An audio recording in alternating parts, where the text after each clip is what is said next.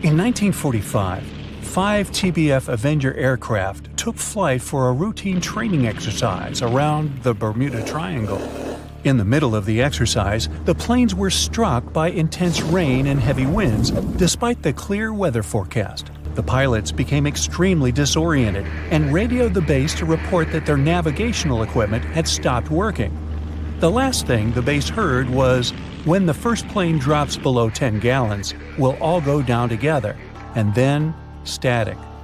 The 5 planes and their 14 crew members were never seen or heard from again. On his very first voyage to the New World in 1492, Christopher Columbus sailed through the Bermuda Triangle. Columbus reported that one night when he was on the deck of the ship, he noticed a giant light appear in the distance, unlike anything he had ever seen before. Columbus looked at his compass for direction, and it gave off erratic readings. You might have noticed that the Bermuda Triangle doesn't appear on any world map. This is because official institutions refuse to acknowledge that the area actually exists. A popular theory suggests that rogue waves are responsible for the many disappearances. Rogue waves are called extreme storm waves by scientists. They occur when different weather patterns take place at the same time and cause large unexpected waves. Witnesses say that the waves look like giant walls of water. These waves could explain why ships go down fast and without leaving any trace. The Bermuda Triangle is home to some pretty intense and unexpected weather. Storms build up quickly and unexpectedly, then disappear soon after. If you blink, you might miss it. This could explain why few distress signals are issued. Pilots and sailors never saw the weather coming. No one knows exactly how many ships and planes have disappeared in the Bermuda Triangle. The rough estimate is 50 ships and 20 planes.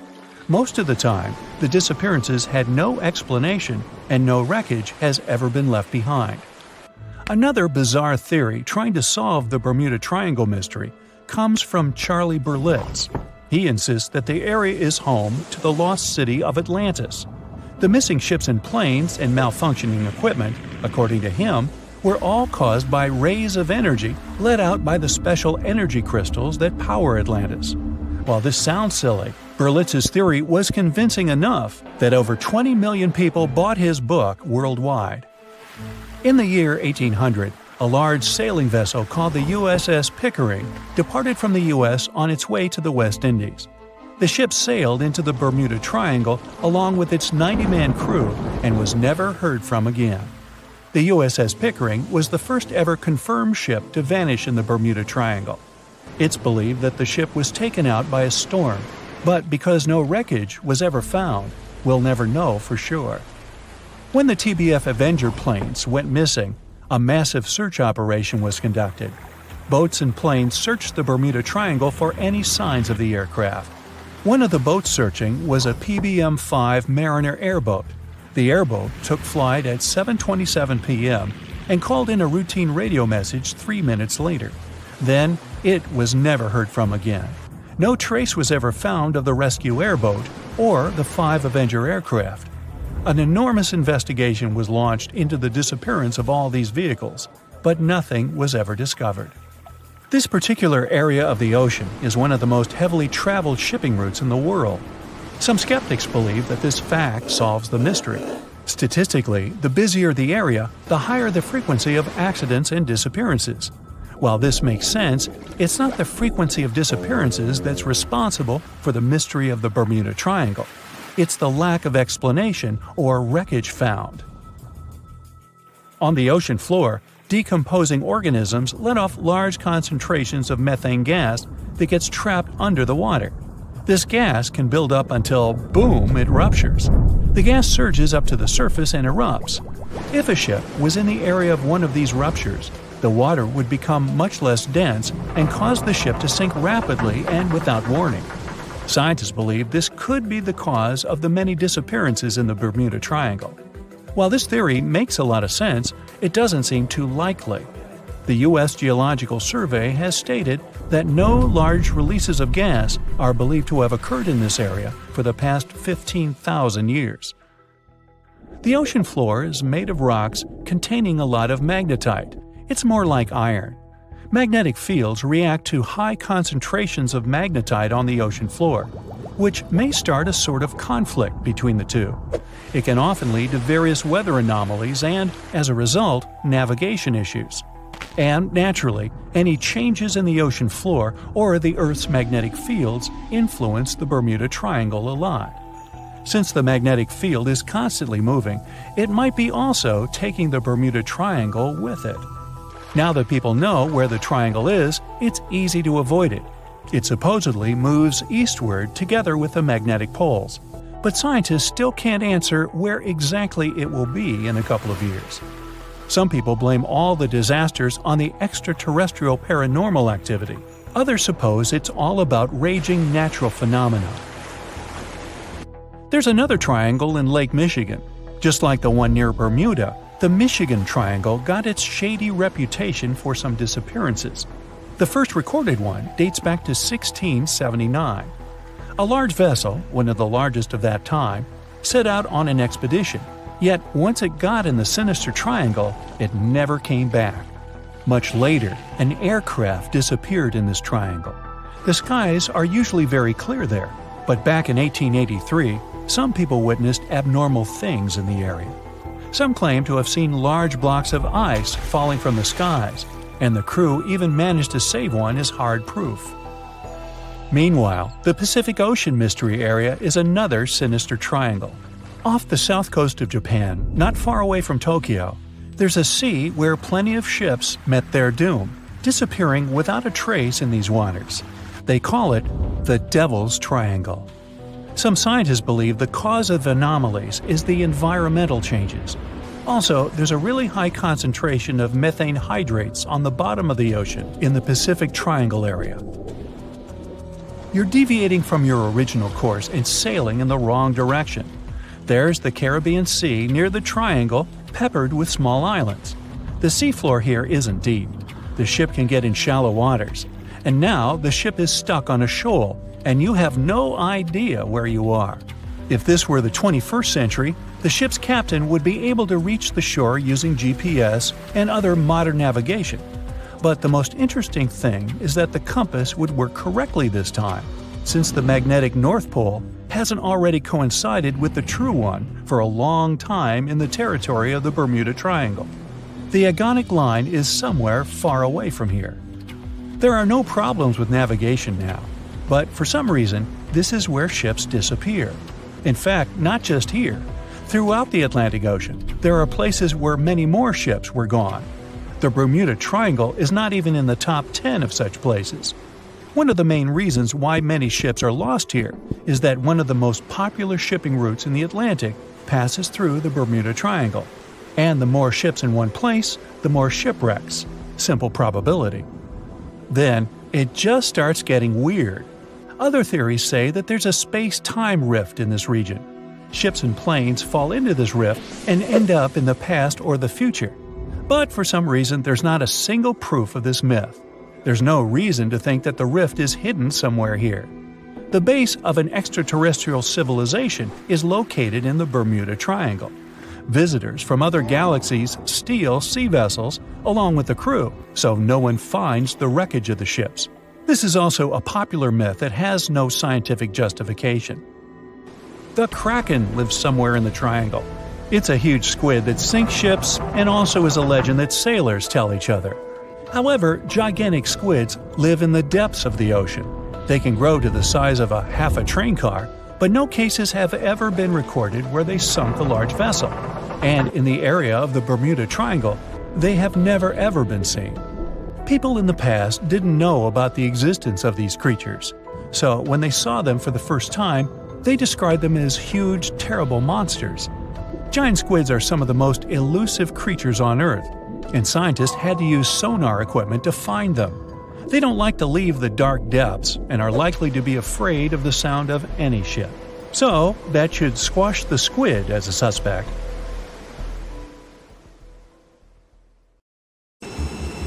Can we estimate how many ships and airplanes were lost in the Bermuda Triangle? Have their disappearances resulted from human error or weather phenomena? Let's try to find out. We have a curious story of the SS Cotopaxi. This ship vanished in 1925, traveling from Charleston, South Carolina to Havana, Cuba. It never reached its destination. Years later, in the 1980s, a wreck was found 40 miles off St. Augustine, Florida. Since specialists could not precisely determine what and where it came from, they nicknamed it Bear Wreck. It took many additional years of work, done mainly by marine biologists, to identify that this ship was indeed the missing SS Cotopaxi. This was confirmed in January 2020. How did the ship just reappear? And how did it get there, since this mysterious shipwreck isn't even in the Bermuda Triangle? Now, let's see who came up with this term, Bermuda Triangle. Can you actually pinpoint the triangle on a map? No, it's not an officially recognized location either. The Bermuda Triangle does not appear on any world map. Nobody has agreed on its exact boundaries. There are only assumptions with approximations of the entire area, ranging between 500,000 and 1.5 million square miles. By all approximations, the region has a vaguely triangular shape. In 1964, an American author named Vincent Hayes Gaddis first came up with the idea when writing an article for Argosy magazine. He used the Bermuda Triangle to describe a triangular region that has destroyed hundreds of ships and planes without a trace. It is pretty hard to get the number of lost ships and planes because some ships and aircraft have gone missing without leaving a trace. Their wreckage in the region has not been recovered, but the recorded story should help us. Legends about the Bermuda Triangle date back to the 15th century, like that of the Italian explorer Christopher Columbus. When sailing through the Atlantic waters, he passed by this location in the late 1400s. In what we now know as the Bermuda Triangle, he saw a huge flame that seemed to just crash into the ocean. Later, he saw an unusual light flashing in the distance at the exact location. Like many other sailors since then, his compass had severe malfunctions. Flight 19, a Navy plane on a routine schedule back in 1945, also started the Bermuda Triangle legend. It was commanded by Lieutenant Charles Taylor, and it's recorded that he just got lost in the triangle for no reason. Since pilots had no GPS back then, they had to trust their compasses and keep track of how long they'd been flying in a specific direction and their speed. Shortly after completing the task, both of the compasses on board stopped working correctly. Records found after the plane's disappearance also indicate that Taylor didn't have a watch on that particular day. The initial report stated that pilot error was to blame for this unfortunate event. However, because people weren't satisfied with this outcome, it was changed to causes or reasons unknown after several reviews. One surviving pilot named Bruce Guerin suggested he went through an electronic fog while passing above the triangle, making him travel through time. In 1970, when this incident happened, he was flying his aircraft when it was surrounded by two huge clouds that formed a whirlpool and spiraled. Like many others before him, he noticed that his navigation devices were malfunctioning. When he eventually made it out of those clouds, he discovered that his flight had only taken 35 minutes. It should have taken 75 in total. Since he had no other reasonable explanation for what he went through, he believed he must have been pushed forward in time. It's not only strange-looking clouds that have been seen above the Bermuda Triangle. In 2014, a pilot recalled almost colliding with a flying object that he could not identify whatsoever. Some of these strange encounters were even caught on tape. It's the case of an early 2015 flight whose passengers noticed a curious object just floating over the ocean. The pilots have yet to figure out what they actually saw back there. Okay, not all of the possible explanations have been this unusual. Oceanographers, for example, have also tried to explain why ships disappear around here. So they recently came back to one of their old theories: rogue waves. These are immense walls of water that just pop up suddenly. If multiple such waves rise simultaneously, they overlap like a wave sandwich. If one single wave can reach over 30 feet tall and happen simultaneously, It can create a rogue wave that can surpass 100 feet high. These types of waves can quickly overtake even the biggest of ships. Meteorologists came up with their own explanation too: hexagonal clouds. These unusual types of clouds can generate winds of up to 170 miles per hour, and they're pretty significant too, some reaching 20 to 55 miles across. As such, waves inside these wind giants can go as high as 45 feet. The Earth's own magnetic force might also have something to do with it. Within the Bermuda Triangle, compasses point to true north, the geographic North Pole, rather than magnetic north, the shifting magnetic North Pole. Some have even explained that since these two perfectly overlap in the Bermuda Triangle, it can cause a magnetic phenomenon that could make navigational devices malfunction. It's called the agonic line. The problem is that scientists have discovered that this line moves each year. It might have passed through the Bermuda Triangle at one point, but it's now through the Gulf of Mexico. Other strange natural phenomenon found along the coast of Norway could help explain why the Bermuda Triangle has claimed so many ships. There are some deep craters there, measuring up to half a mile wide and are 150 feet deep. Scientists believe they were created by methane gas bubbles. This gas seems to be leaking from deposits hidden deep in the seabed. Once the gas reaches a certain quantity, it bursts to the surface and causes eruptions. So, do pilots and ship captains actually avoid this area today? Could this explain why there are fewer ships that get lost there nowadays? But if you've ever flown from Miami to San Juan, Puerto Rico, you probably know that's not true. As for ships, if people would avoid the Bermuda Triangle, nearly all Caribbean vacations would be spoiled. To this day, there are a lot of flights that go over the Bermuda Triangle, so it's clear nobody is avoiding it. This place is one of the most heavily traveled shipping lanes in the world. Nowadays, the Bermuda Triangle has heavy daily traffic, both by sea and air. But the Bermuda Triangle is indeed subject to tropical storms and hurricanes that happen very often. Let's also keep in mind that the Gulf Stream, a strong ocean current that causes sharp changes in local weather, passes through the Bermuda Triangle. Besides, the deepest point in the Atlantic Ocean, the Milwaukee Depth, is also located in the Bermuda Triangle. The Puerto Rico Trench reaches almost 27,500 feet at the Milwaukee Depth. So, if you think about it, the whole mystery is a perfect combination of human error, bad weather, and a lot of ship traffic. This was confirmed by data provided by the U.S. Coast Guard.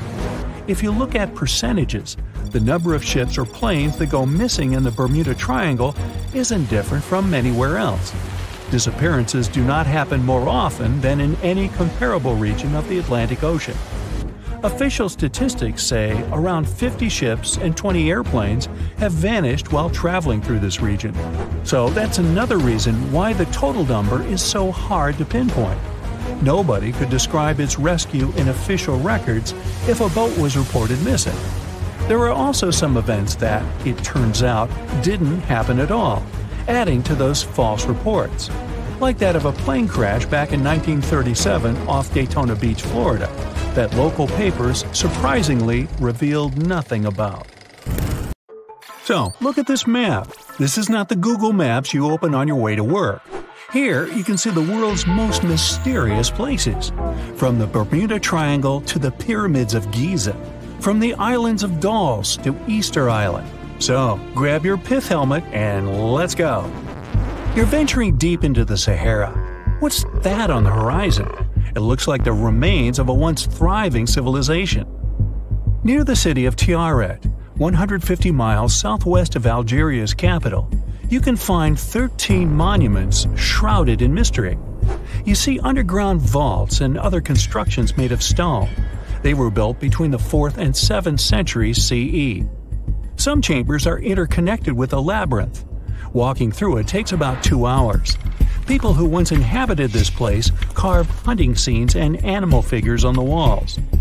Researchers believe the place was built as a final resting place for the Berber royalty, but there's no way to prove it, and the abandoned city in the desert remains a mystery. Now, how about the Island of the Dolls? If this name doesn't give you the heebie-jeebies, I don't know what will. While moving down an ancient Aztec canal, you find this mysterious island. Hundreds of abandoned dolls are hanging from trees. There are so many you lose count. Legends say it was a man who hung them there. He decided that one wasn't enough, so he spent his life hanging dolls on trees. Yeah, that's creepy.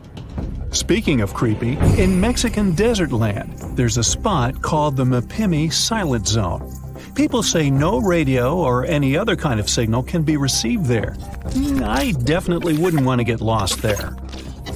In the far north of Canada lies inhospitable Lake Anjikuni.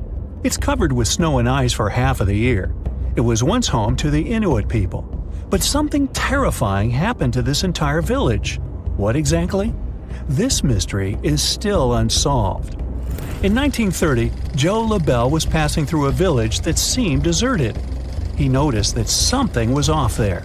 There was no noise or any sign of human activity.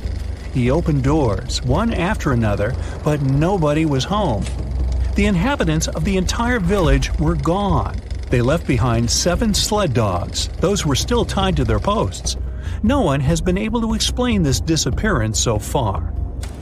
One of the world's biggest mysteries is the Pyramids of Giza.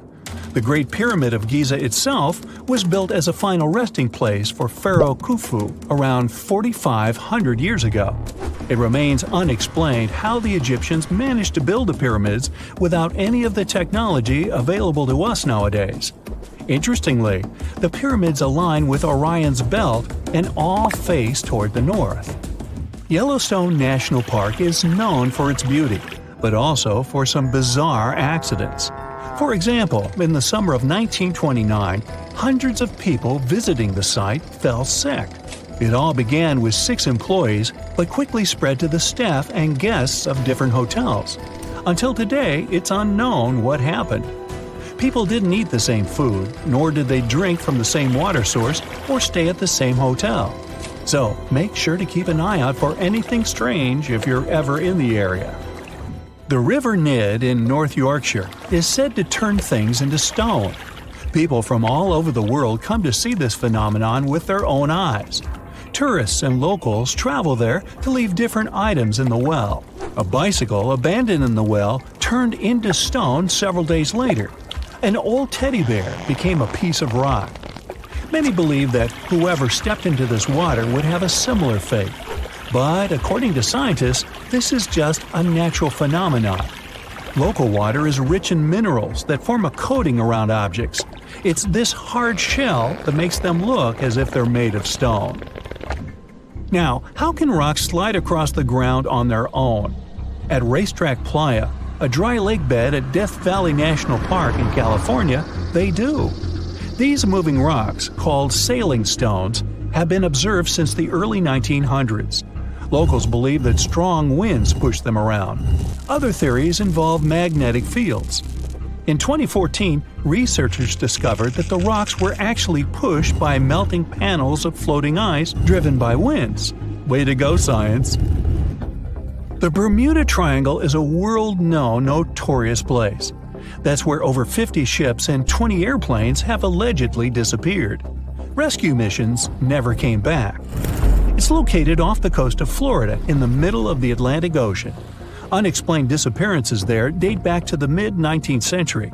There are different theories about why ships and planes vanish into thin air in this region. Some of them claim that the area is just extremely foggy, which makes it difficult for navigation. Another theory states that methane rising to the surface of the ocean can be the answer to this mystery, but no theory has been proven yet. In the mountainous country of Pakistan, you'll find the lost city of Mohenjo-Daro. This ancient archaeological site dates back to 2500 BCE. Scientists believe the city was built by the Indus Valley civilization. Here we see a well-planned street grid. And look at this elaborate drainage system. Nobody knows what happened to the people living in this town. The only thing scientists are almost sure about, it looks like something ended their lives all at once. Has the mystery of Easter Island finally been solved? You've probably heard of the fascinating monolithic statues standing on this Polynesian island. The statues, called moai, weigh up to 90 tons. They were built by the Rapa Nui people. How they managed to transport the statues remains unexplained. Researchers from the University of California believe the statues were built to make the soil on the island more fertile. And the coolest thing? The analysis has shown that the areas where the moai sculptures stand are indeed more fertile. The crooked forest in Poland is weird, to say the least. A grove of oddly shaped pine trees looks like something straight out of a sci-fi movie. The grove is home to around 400 pines that were planted in 1930. They all first bend toward the north and then continue growing upright. No one knows for sure why this happened. The surrounding forest is full of perfectly straight pine trees. Is there a monstrous creature living at the bottom of Loch Ness in Scotland? Whether it's a myth or reality, it sure is spooky. The legend of the Loch Ness Monster appeared somewhere around 1933. Since then, people have been claiming to have seen dragons, prehistoric monsters, and sea serpents in the lake. Will we ever know the truth? The Wharton Basin, off the western coast of Australia, is home to odd geological phenomena. Huge earthquakes happen there, one after another. This would be unsurprising if the area was located above a fault line, which is where two tectonic plates meet. But that isn't the case. The area is located on the Australian plate, but researchers believe that a new fault line might be forming there. This is the only reasonable explanation for what's happening in that area. One of the most isolated places on Earth, the North Pole, is as mysterious as it gets. A land of ice and odd disappearances. In the late 1840s, an expedition of more than 130 people, known as the Franklin Expedition, vanished in that region. Some evidence was found 150 years later, a leather shoe and snippets of journal entries. My own theory? They were all hired by Santa Claus to work in his toy factory. Yeah, no one else bought it either. Machu Picchu is also known as the Lost City of the Incas. It's a testament to the power of the Inca civilization, but the purpose of the site is still a mystery to be unraveled.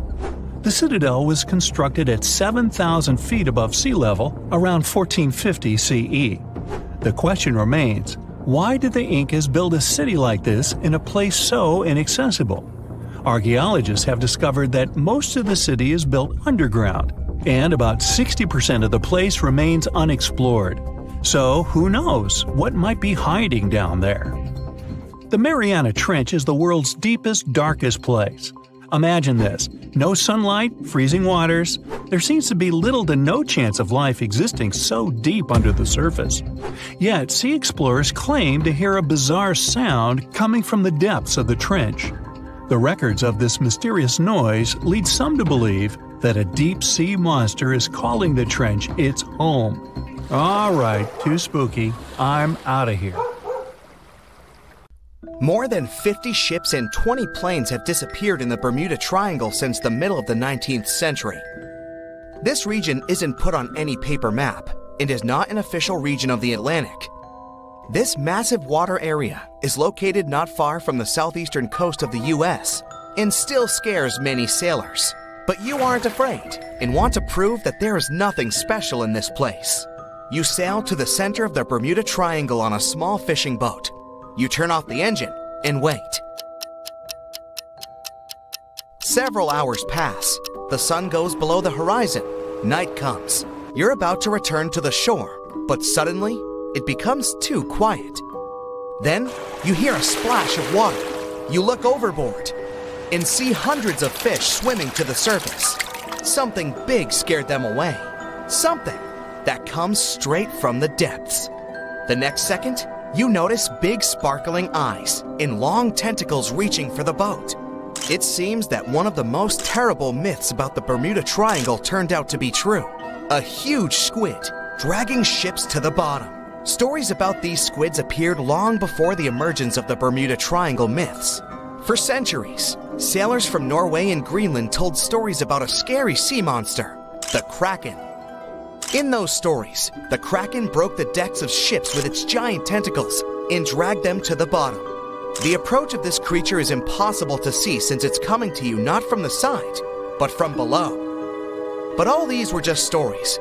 Only in the 19th century, scientific evidence of the existing of these monsters appeared. A beak of an unknown squid was found on the coast of Denmark. The size of the find was about 3 inches in diameter, which is about the size of a human palm.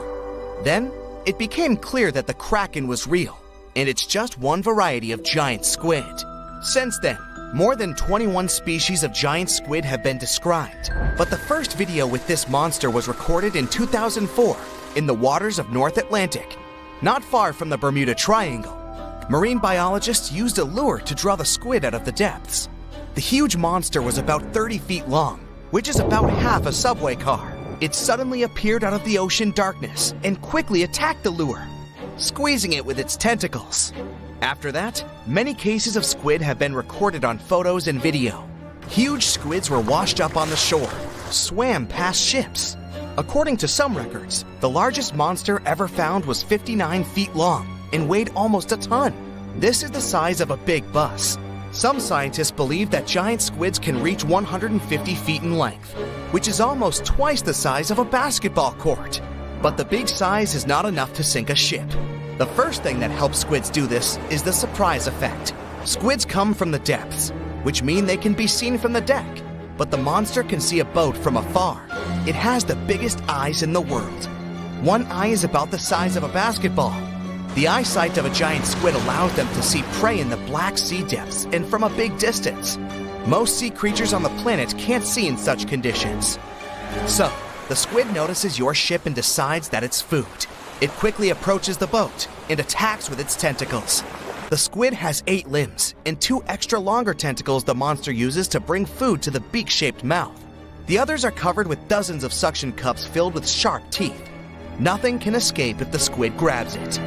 The squid wraps its tentacles around your boat. With the teeth on each arm, it bites the deck. 2 long tentacles can grab you while you're running around in panic. The squid can rock the ship from side to side until one of its parts sinks in the water. You fight off 2 long tentacles and fall off your feet. The squid's 8 arms are squeezing stronger. You can hear the boat's hull cracking. The squid is big, but still can't sink a large metal object.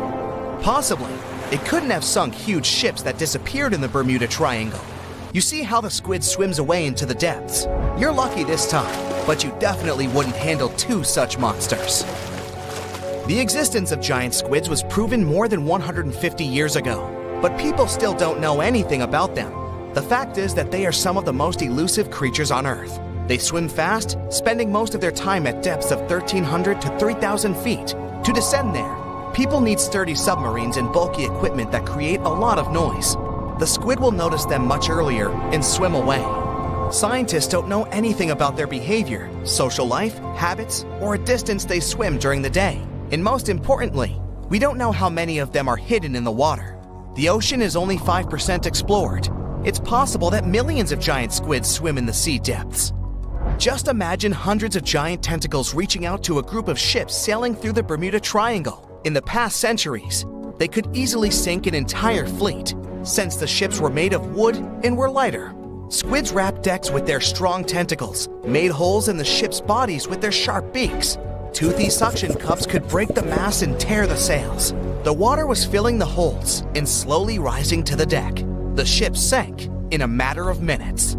Survivors reached the shore and told everyone about huge monsters. This is how the legends of the Kraken appeared. Fortunately, now people have sonars and equipment for monitoring the sea space. You start the engine to swim to the shore and notice that about 30 tentacles are reaching out to you from the water. 3 giant squids squeeze the boat from all sides and pull it down. It looks like there's no way out. You look overboard and see black eyes looking right at you. At this moment, you find a solution. Squids spend their whole life in darkness and are afraid of the light. Fortunately, you have a signal rocket. You use it to scare the monsters away. Squids go back down into the water, but apparently not for long. You release a few more rockets into the ocean and scream in fear. The red light illuminates the sea darkness, and you see hundreds of moving tentacles. They quickly swim away from the fire to a safe distance. At full throttle, You're sailing to the shore and releasing all the signal fires into the water. You don't give the squids a chance to get close to you. Finally, you get to land, confident that you will never return to this place. The bad news is, these creatures swim not only in the Bermuda Triangle. People found giant squid in the oceans all over the world. Yeah, it's possible the giant squid is the main reason for the disappearance of ships, but this doesn't make the Bermuda Triangle a unique place. Boats and cargo ships disappear all over the Atlantic Ocean. The Triangle is not even included in the top 10 of such places. Also, this area is one of the most popular shipping routes of the Atlantic. And the more ships sail in one place, the more ships are lost. Many scientists believe the reason of the disappearances here is strong storms and hurricanes. Bermuda is located in an area of high pressure, which diverts thunderstorms towards the Triangle. The waves reach such sizes here that they can turn ships over.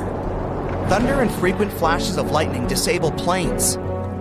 The Earth's magnetic field is weakened at the location of the Triangle. This field works as a shield, which repels solar particles. Here, solar radiation passes through the upper layers of the atmosphere and can negatively affect the electronics operation. Also, there is a theory that says that the Bermuda Triangle is the center of a magnetic anomaly. But scientists made many checks of the magnetic map of this region and haven't found any oddities. The legend of the Bermuda Triangle. It's one of the few mysteries we still can't solve. Let's rewind back about 600 years. The story begins with an Italian man. He wanted to sail across the ocean to reach Asia, a continent rich with spices, silk, minerals, that kind of stuff. Getting there by land would take ridiculously long, so he figured, hey, why not to build some sturdy ships, gather a couple of sailors, and set off to Asia? What could go wrong? That man was Christopher Columbus, by the way.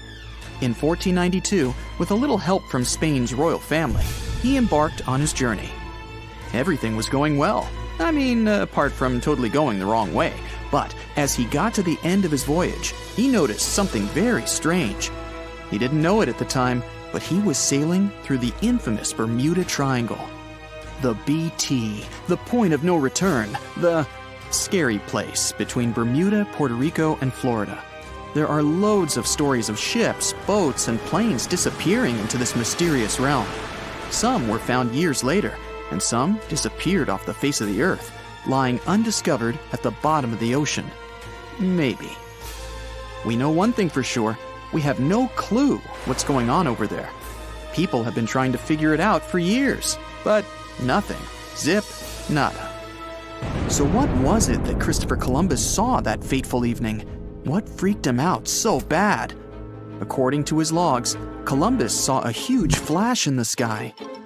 I don't care how tough you are, if you're sailing around with no clue where you are, and then you see a massive flash right in front of you, you'd find me hiding below deck, chewing on a lemon or something.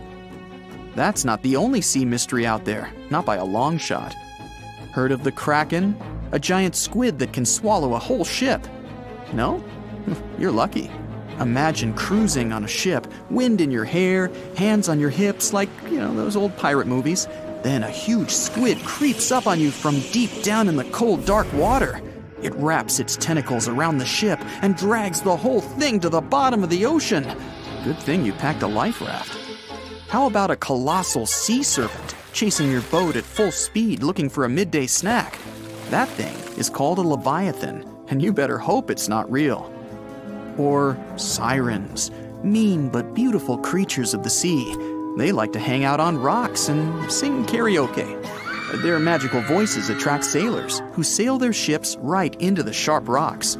Now, mermaids, on the other hand, totally awesome. They like karaoke too, but they're not into the whole ship smashing thing. Good old mermaids. They're real, right? And let's not forget peg-legged pirates. Arr! Lootin', raidin', saying arr every 2 seconds. Arr! What else do those guys do all day? So back to our Italian friend, Columbus.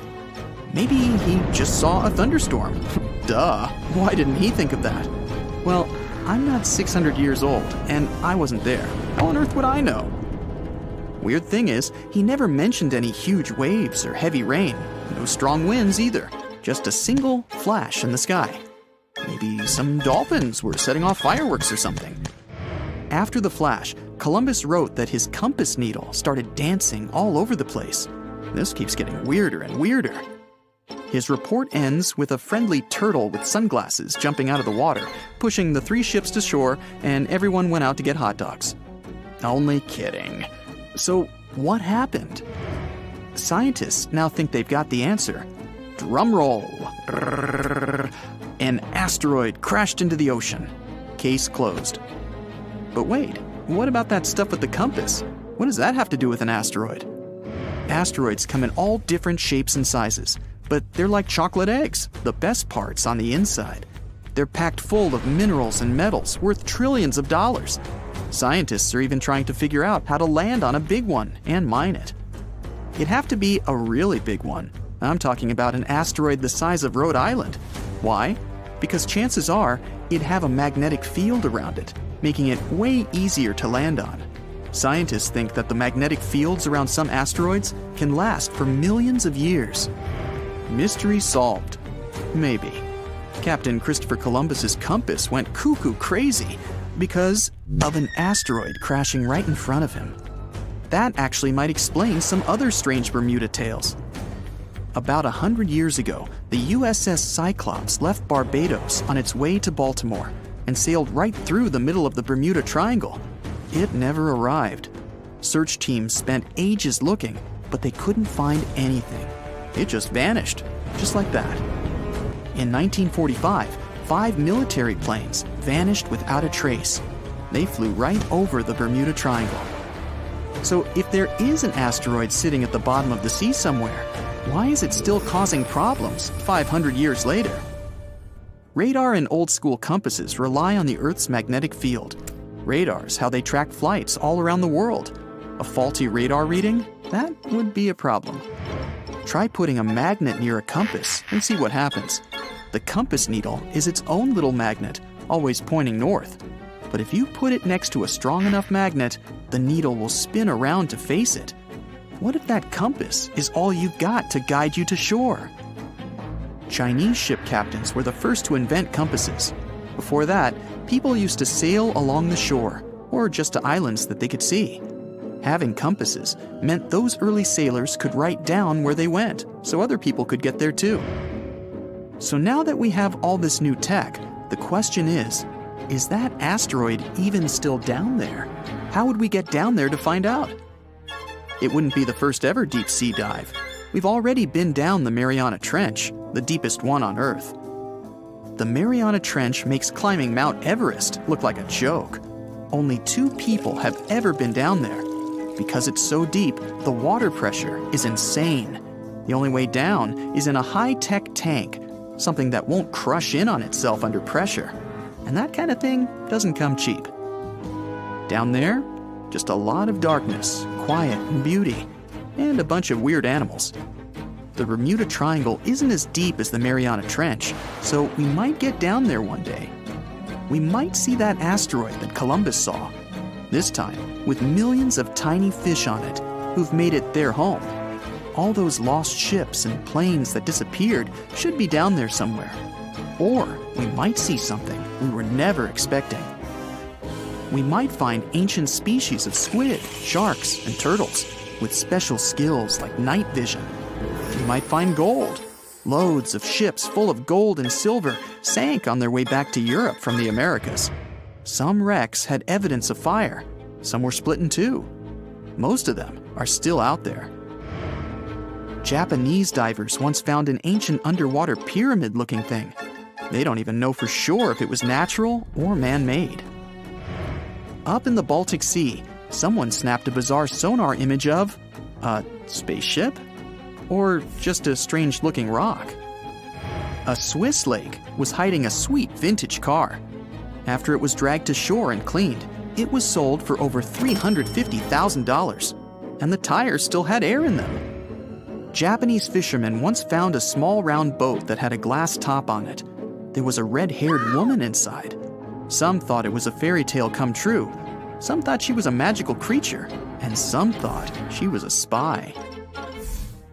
The Bermuda Triangle sounds scary, but the islands near it are awesome. Bermuda is a tiny island where they speak English, and the other points of the triangle are the tip of Florida and the American island of Puerto Rico. Hey now, get ready to dive into the Sea of Mysteries, also known as the Black Sea. It is the largest inland body of water in the world, bigger than the entire state of California. It has dozens of lost ships and some secret underwater tunnels. And some people believe it's an ancient quarry that was mined out in 6 stages. The Black Sea has distinct vertical layers that don't mix, with higher and lower salinity. The salty water comes from the Mediterranean, and fresh water comes from rivers. 10 of the largest rivers in Europe flow into the Black Sea. It receives more fresh water from the rivers and rainfall than it loses from evaporation. The extra water flows through the Bosphorus into the Marmara Sea.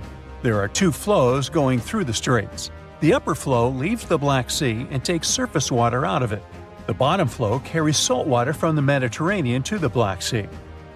That's why the upper layers of the Black Sea are less dense than its saltier lower layers. The oxygen that comes from the atmosphere and photosynthesis stays in the surface layers. Everything deeper than about 300 feet in the middle and up to 500 feet near the edge is not fit for life. Only certain bacteria can survive in these conditions. Although there's no air deep down in the Black Sea, the upper layer is home to around 750 species of phytoplankton. Eggs and larvae of fish and invertebrates chill in coastal regions. There are also 180 fish species in the Black Sea, and some of them are valuable, such as horse mackerel, spiny dogfish, and sprat. The water level in the Black Sea is always the same because there are no high or low tides, so the sea is always calm, quiet, and serene on the surface. But it has one surprise feature, an underwater river. It's a current of salty water flowing through the Bosphorus Strait and along the seabed. This amazing discovery was made by scientists from the University of Leeds and was announced in 2010. It's the first undersea river of its kind ever found. The river forms because salty water from the Mediterranean Sea spills through the Bosphorus Strait into the Black Sea, where the water is much less salty. The no-air zone of the sea is an ideal conservation chamber for what's hiding on its bottom. The Black Sea is like a treasure trove for shipwrecks, and we discovered it by accident.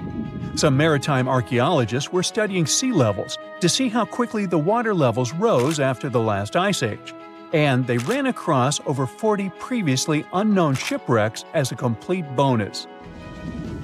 Researchers used 2 remotely operated vehicles to explore the seafloor and the wrecks. Thanks to it, we have a video and detailed 3D images of the ships that were stitched together from thousands of high-resolution photos.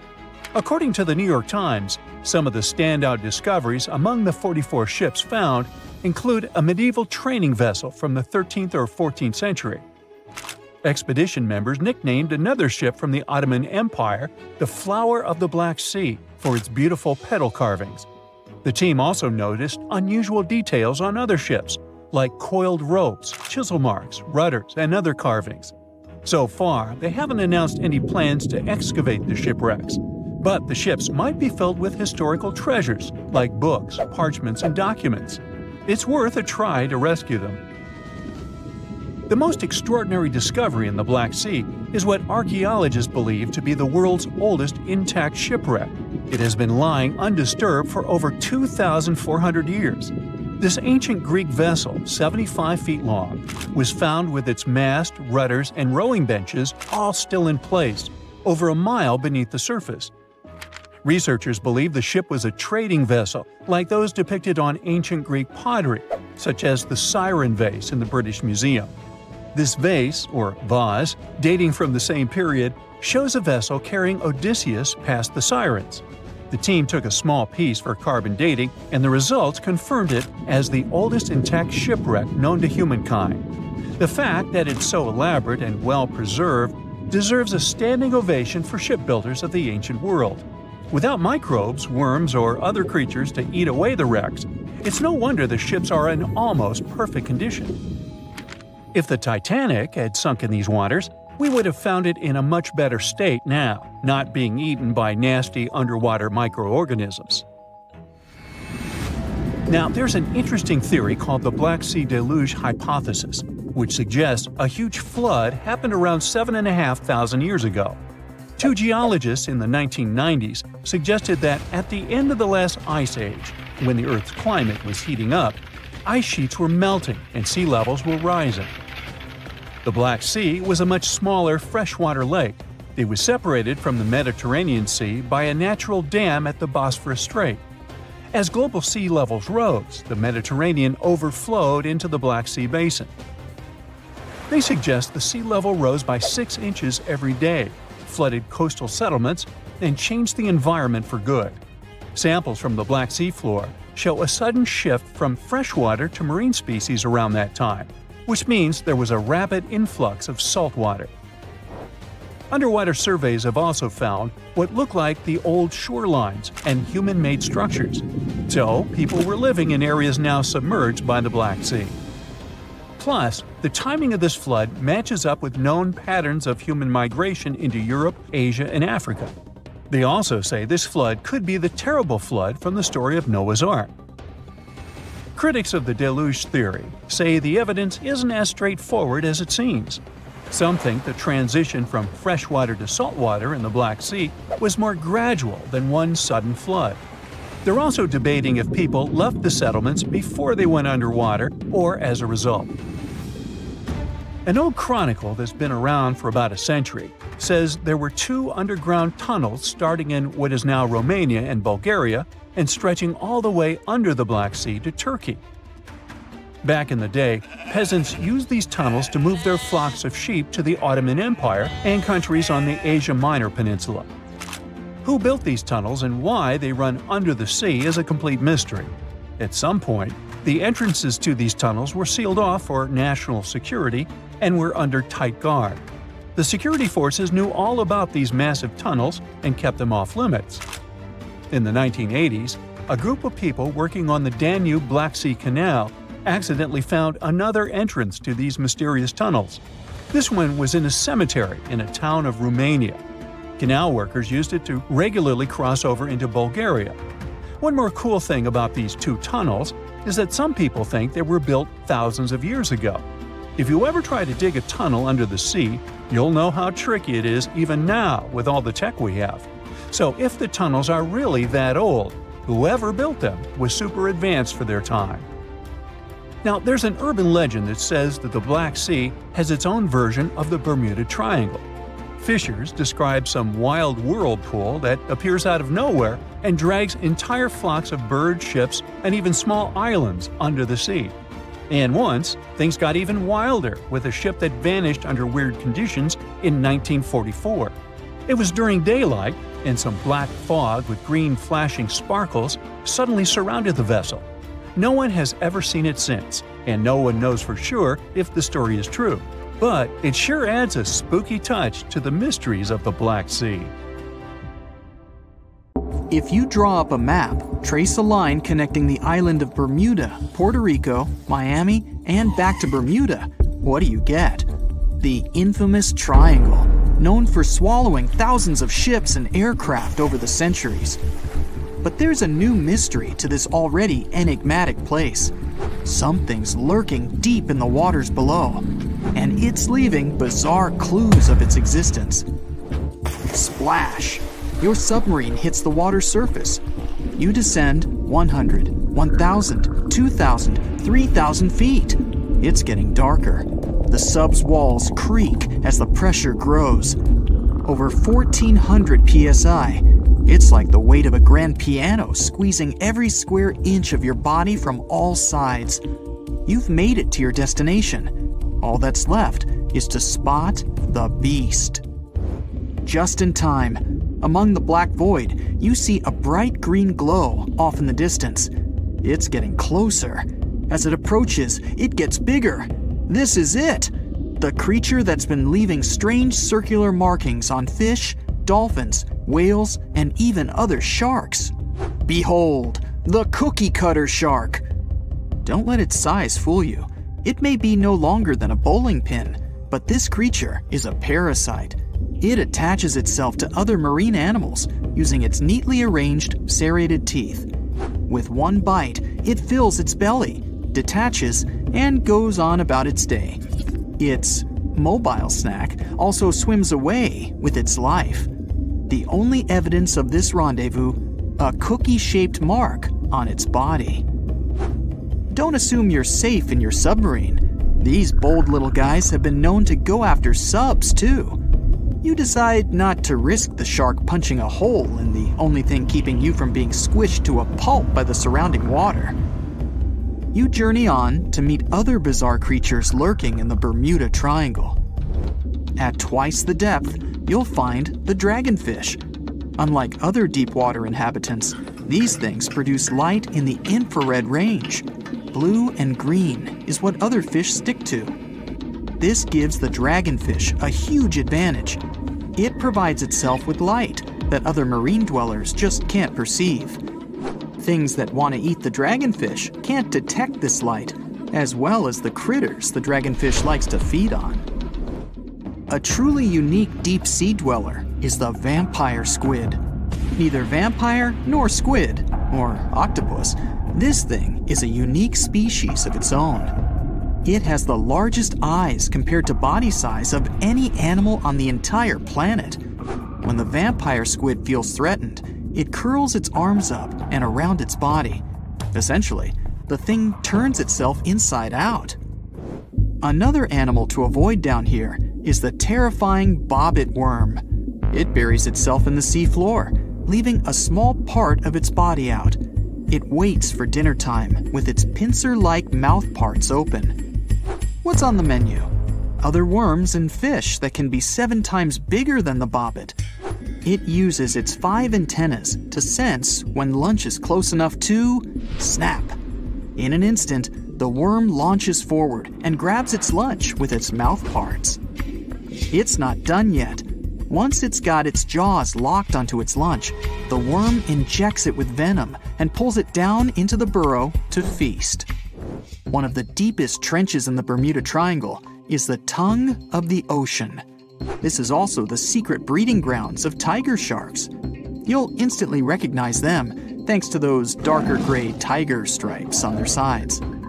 They're the second largest predatory shark species after the great white. And with a big size comes a big appetite. Marine mammals, smaller sharks, stingrays, and green turtles are all on the menu. If you ever come face to face with a tiger shark, hopefully not, remember this: you can tell the fish's age by looking at its stripes. They fade over time, so the younger the shark, the more pronounced its stripes. There's plenty of zooplankton in the Bermuda Triangle. These are, usually, small organisms that are essential to the ocean's food chain. But get this, if nothing ate them and they were left to grow out of control, zooplankton would cover the entire world in layers and layers in just 4 months. Oh, and the largest type of zooplankton is the jellyfish. Jellyfish were around long before dinosaurs. You probably know your body is 60% water. A jellyfish is 95%. So if it gets washed onto the shore, after a few hours, most of its body just evaporates into the air. There's also a jellyfish that lives forever. The immortal jellyfish can revert itself back to its polyp stage and then grow again. Sounds like something from another planet, but it's no space jelly. Those do exist, by the way. Back in the 1990s, NASA raised jellyfish in space to see what zero gravity does to them. They were just fine living up there in the cosmos. When they came back down to Earth, though, they had trouble adjusting. The European eel hasn't been to space, but it is quite a globetrotter. It travels all the way from Europe to the Sargasso Sea, where the Bermuda Triangle is located. In the larval stage, it just drifts around the ocean for as long as 3 years sometimes. It's also the chameleon of the sea. Over the years, the European eel changes color, going from translucent to yellow to metallic silver.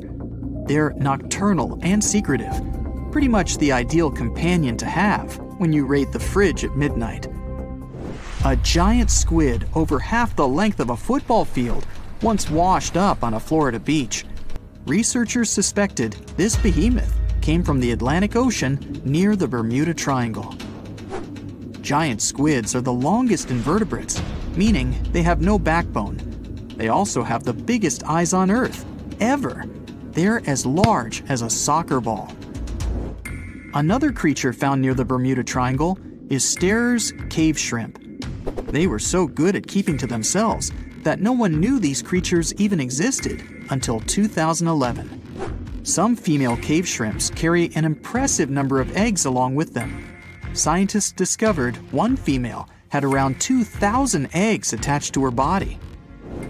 The Bermuda petrel is the national bird of, yes, you guessed it, Bermuda. It's the second rarest seabird on the planet. In fact, people thought it was extinct until 1951, when they spotted a few on the island. It has an eerie cry that'll send shivers down your spine. The Nassau grouper can only be found on the coasts of South Florida. This fish lies in wait and ambushes its lunch of other fish, crabs, and lobsters. It's sort of like a vacuum cleaner because it inhales its food through its huge mouth. The fish has a cool defense mechanism too. Like the chameleon, it changes color when it feels it's in danger. Sometimes it takes on a lighter or darker shade of its own color to blend in with the environment. So, you may spot a Nassau grouper, or you may not. If you happen to visit the Bermuda Triangle, you'll probably see a hammerhead shark. They use that iconic hammer-shaped head to pin their lunch, stingrays, onto the ocean floor. The shape of their head also gives them better vision. They can see almost 360 degrees all around, above and below them. Well, save for one blind spot right in front of their nose.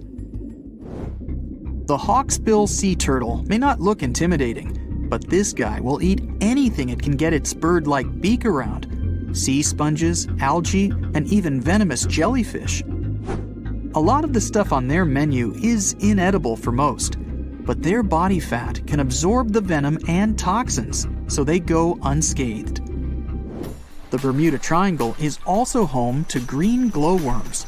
They're not really worms, but larvae.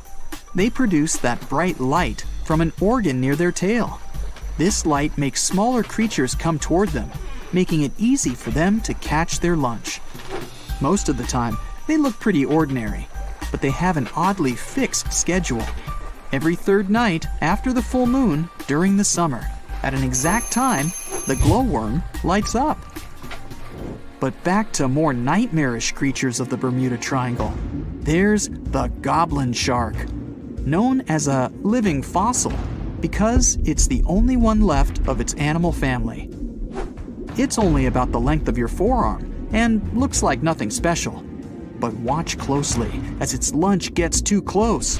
Boom! The shark's jaw shoots out of its mouth and grabs onto the unlucky creature. Once the teeth have locked in, the jaw goes right back in the shark's mouth. And yes, you share the planet with this thing. The voyage started just like any other. The cargo ship SS Cotopaxi is making another journey to Havana, Cuba, to deliver coal. It's November 29, 1925. For Captain Meyer and his crew, leaving Charleston Port, South Carolina, it will be the last trip the ship ever makes. Its route ran through the Bermuda Triangle. 2 days into the trip, the Cotopaxi sent out a distress signal. It had got caught up in a strong tropical storm and turned over on its side. The wind was very strong and there was powerful lightning as well. Rain gradually filled the ship's hold. Then there was a bright white flash, and the ship disappeared without a trace. Later, its wreckage was found in the Gobi Desert, which is in a completely different part of the world. All 32 crew members, including the captain, were missing. Of course, the part about the Gobi Desert is fictional. For one of his movies, Steven Spielberg came up with the idea that the ship was moved there by aliens. Still, in real life, the ship was never found, and its crew really did disappear, It was officially declared missing a month afterward, and nobody could find the wreck. It seems like a classic case of mysterious things going on in the Bermuda Triangle. But most mysteries are solved sooner or later. In 2020, the Cotopaxi was found. A man named Michael Barnett had moved to Florida to study shipwrecks off the coast. One wreck in particular really caught his attention. It was much larger than the others, and the locals called it the Bear Wreck. It was about 40 miles from St. Augustine in northern Florida, but no one had ever managed to identify the rusty hull. So Michael started to do some detective work. He measured the size of the shipwreck and started working through all the information he could find. He researched hundreds of old newspapers, leafed through insurance records, and looked at artifacts found on the wreck. After hundreds of hours of hard work, Michael was sure it was the Cotopaxi. But a few years before, there had been a rumor that the same ship had been found off the coast of Cuba. The Coast Guard found the wreck of a cargo ship about the same size that looked a lot like the one lost in 1925. Michael was sure they were wrong, so he teamed up with some science journalists and kept investigating. Soon they discovered something that seemed to confirm Michael's belief. Divers found brass valves with the letters SV on them in the wreckage of the ship. Michael suggested these initials referred to Scott Valve Manufacturing Company. The headquarters of this company was in Michigan, not far from where the Cotopaxi had been built. The company had probably supplied parts for the Cotopaxi. So the puzzle seemed to be solved. The Bear Wreck was really the missing cargo ship. But Michael still needed to work out why the ship had sunk. Did something mysterious really happen to the Cotopaxi in the Bermuda Triangle? Later, Michael found the testimony of the ship's carpenter among some old papers. The carpenter claimed that the hatches covering the coal on the ship had been in a terrible condition before it sank. Repair work on the covers wasn't finished before the crew got the order to sail to Cuba. So if the hatch covers were still broken during the trip, water could have easily gotten on board. This water probably flooded the hole during the tropical storm. This was the real reason why the Cotopaxi went down. There was really nothing mysterious about it. It was just a mistake made by ordinary people.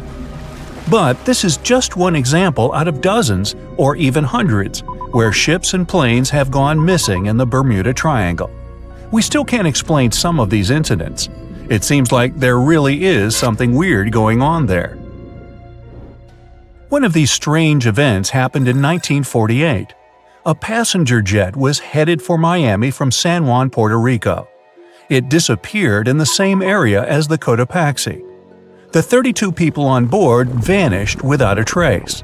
The weather was clear throughout the flight, but experts think that when the plane was about 50 miles from the coast, it could have been hit by a strong wind that knocked it off course.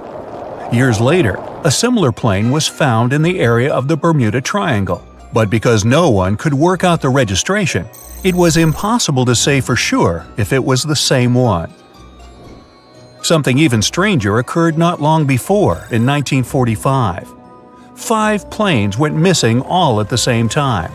Some trainee pilots were practicing their navigation skills, but when they'd finished, it seems they couldn't find their way back home and disappeared. Many people assume they just ran out of fuel. This seems likely, but still, the circumstances were really strange. The trainees were being supervised by an experienced pilot who had 2,500 hours of flight time. He would never have let a group of newbie pilots get that far away from their base. Even now, people still debate what could have happened. Some insist the pilots ran into something supernatural out there in the Bermuda Triangle. But who knows?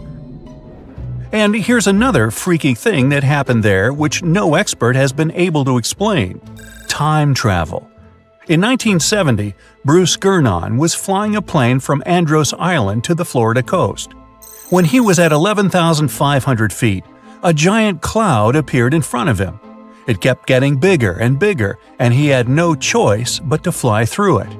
As soon as he did, the plane was surrounded by darkness. It was as if the day had turned to night in a split second. Suddenly, Bruce began to see white flashes of light around him. They were so bright that they lit up the entire sky. But they weren't lightning bolts, although he couldn't really explain what they were. The plane continued through the strange cloud for almost a half an hour. Bruce noticed that the cloud changed shape during this time. The space around the plane turned into a tunnel. Then the tunnel started narrowing. Bruce became really tense as he tried to cope with the plane's controls.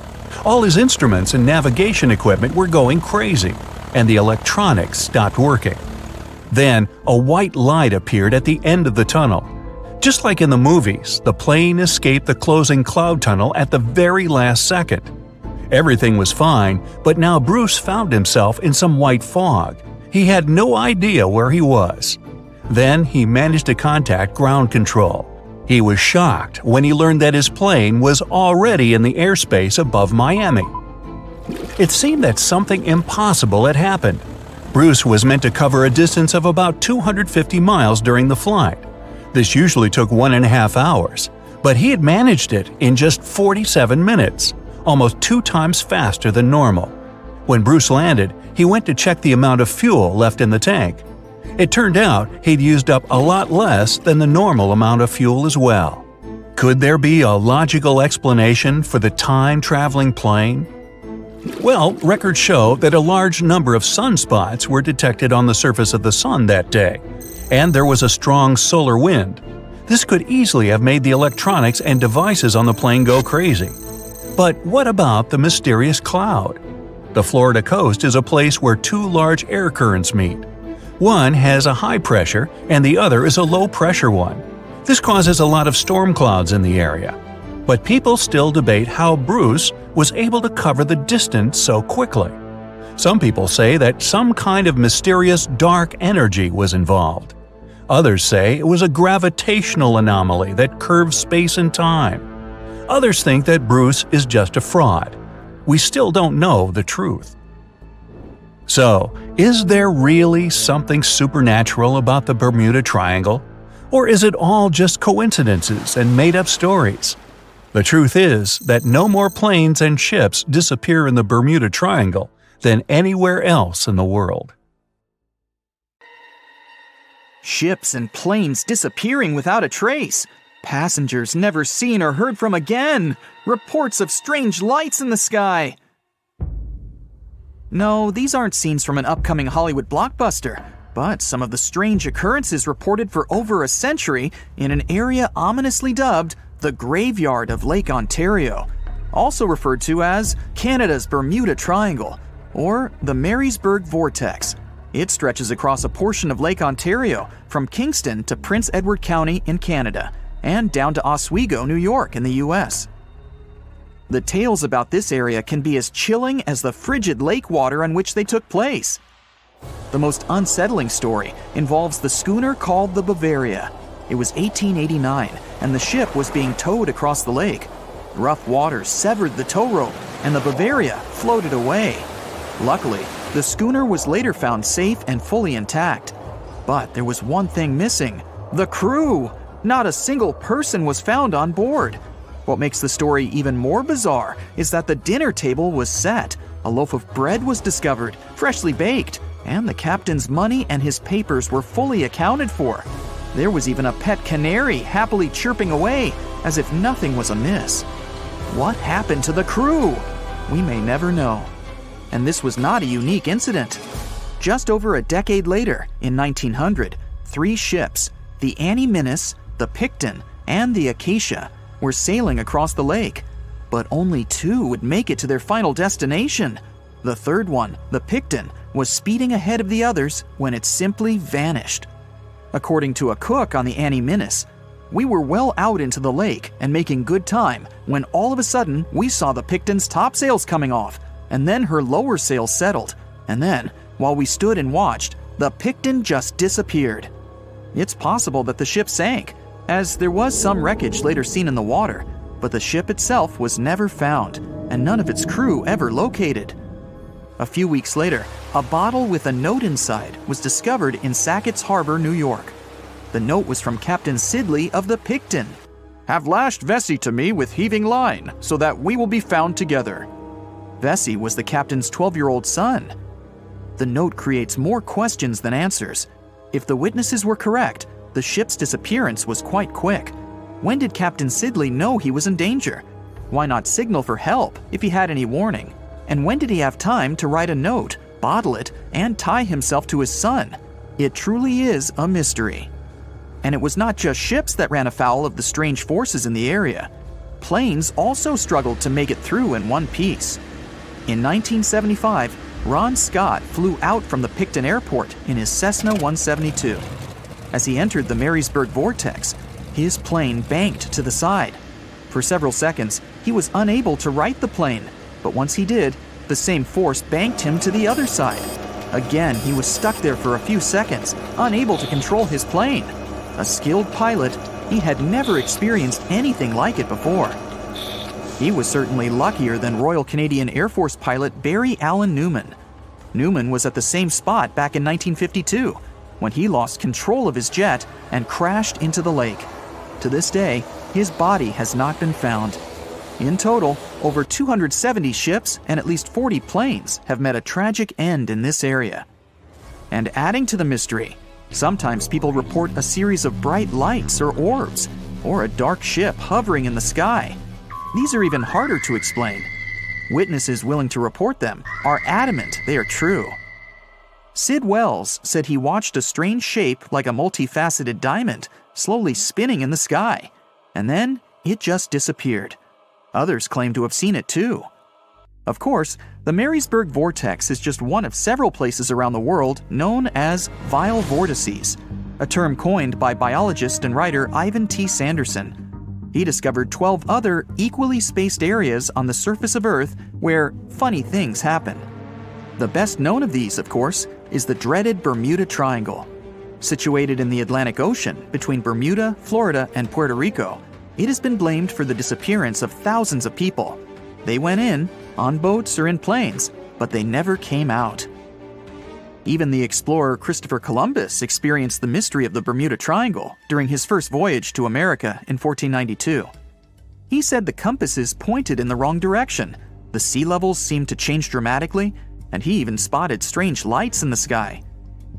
In 1918, the USS Cyclops, which was one of the US Navy's biggest fuel ships, disappeared there.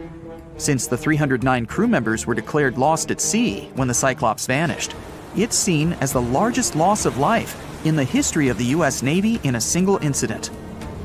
At the time, the weather was good.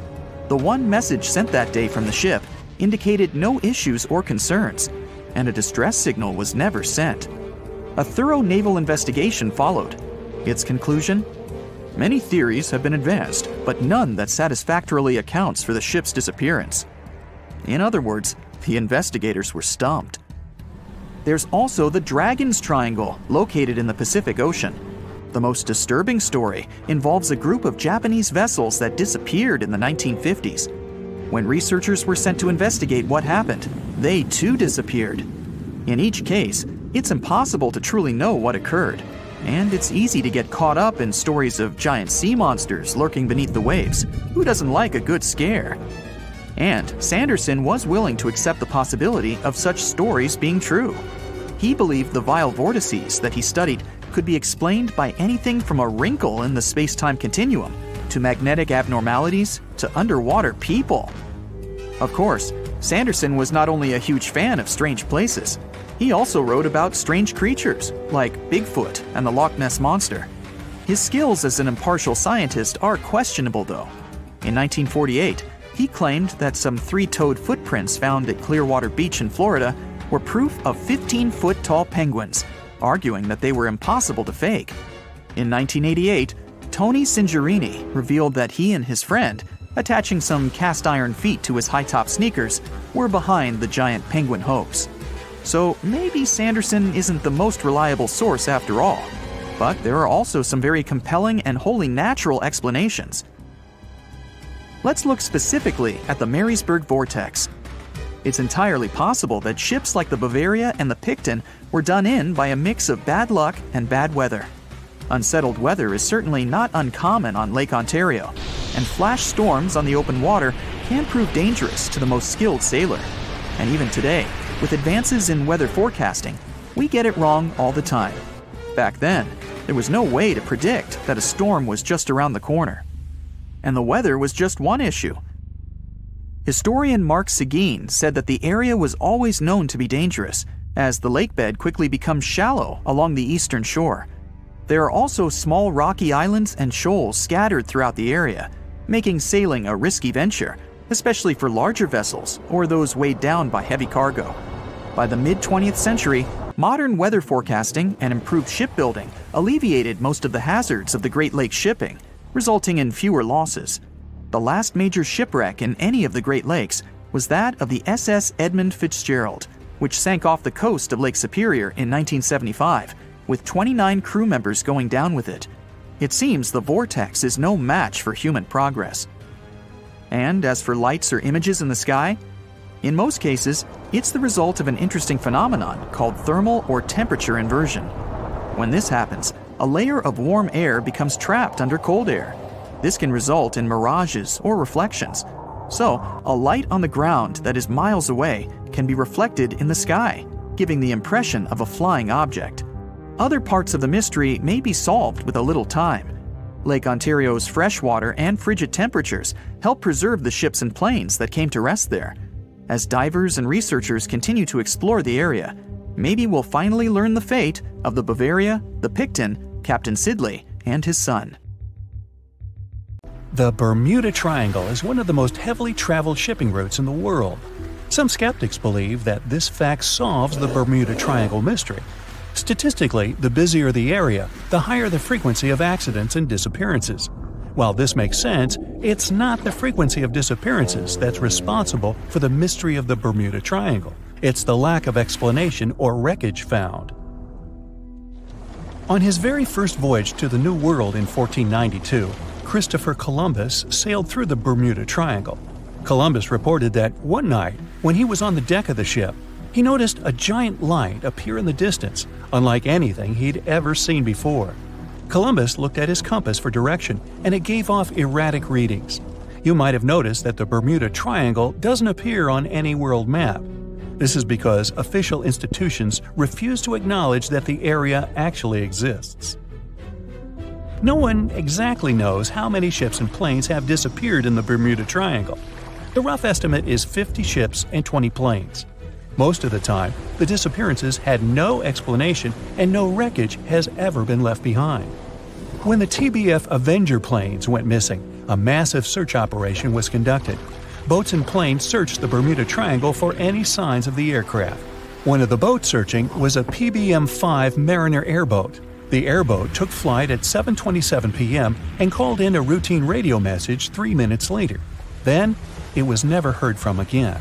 No trace was ever found of the rescue airboat or the 5 Avenger aircraft. A huge investigation was launched into the disappearance of all these vehicles, but nothing was ever discovered. The Bermuda Triangle is home to some pretty intense and unexpected weather.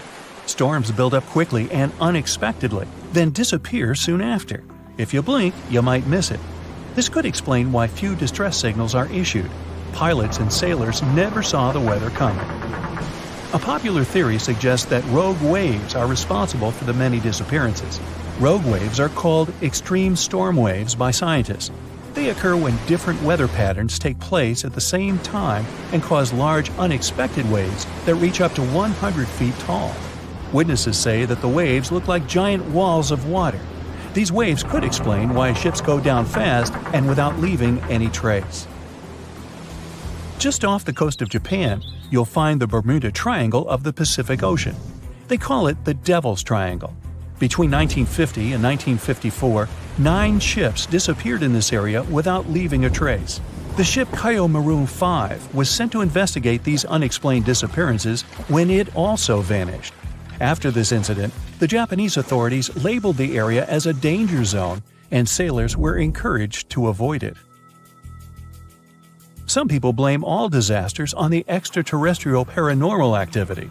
Others suppose it's all about raging natural phenomena.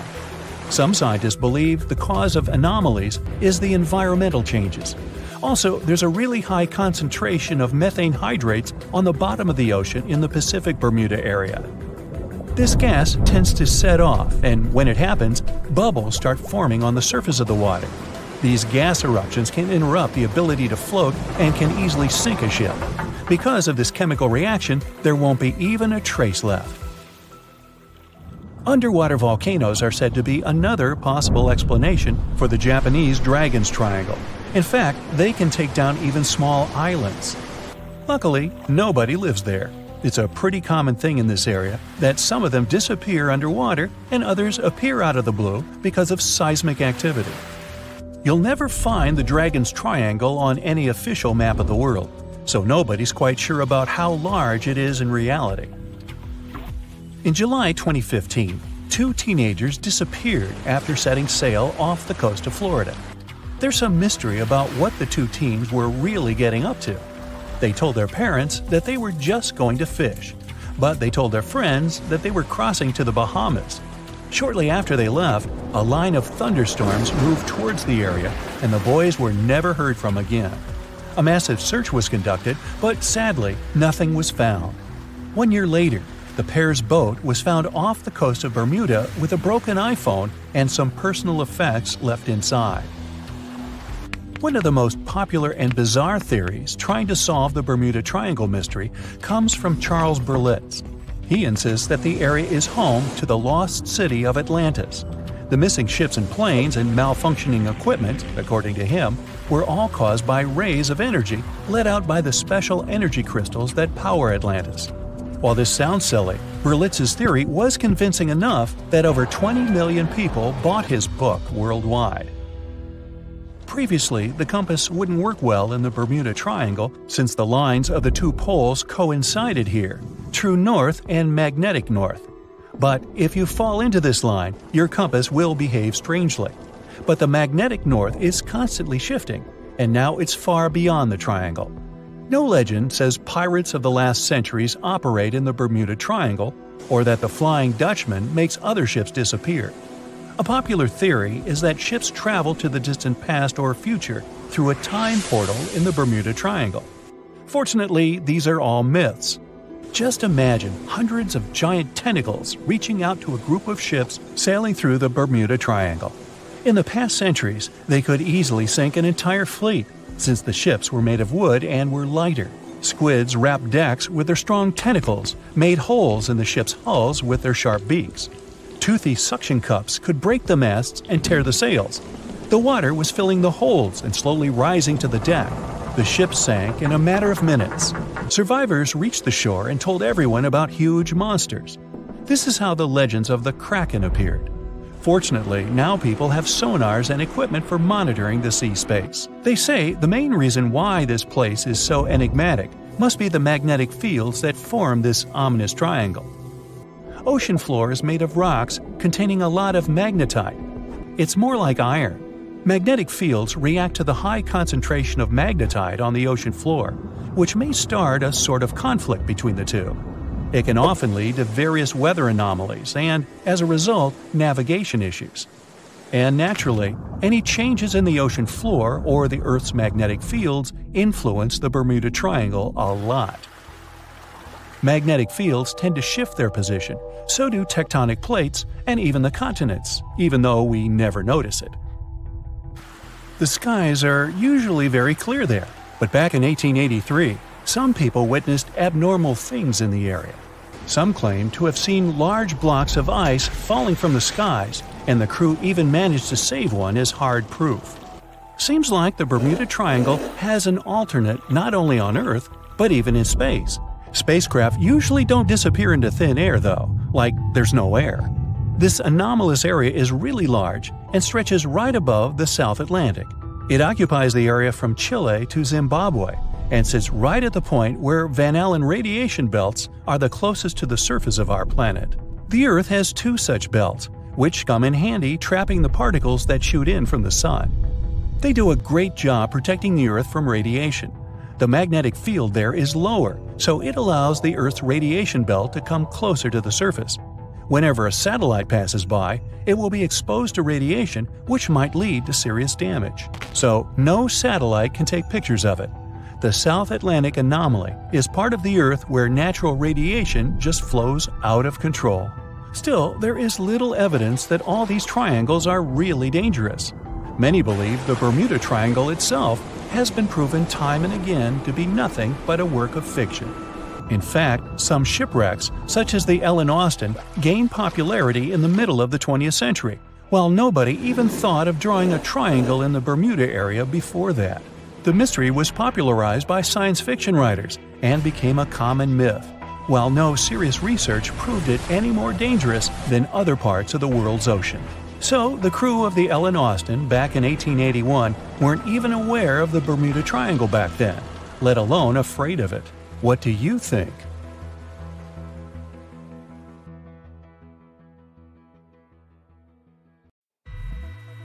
Oh, hey there! Today you're going on a round-the-world trip. And even though Phineas Fogg was able to make this trip in 80 days, like in the Jules Verne book, I can't promise you will return safely. The fact is that the world is now chock full of unknown anomalies. They used to be observed only in the Bermuda Triangle, but now they're found everywhere.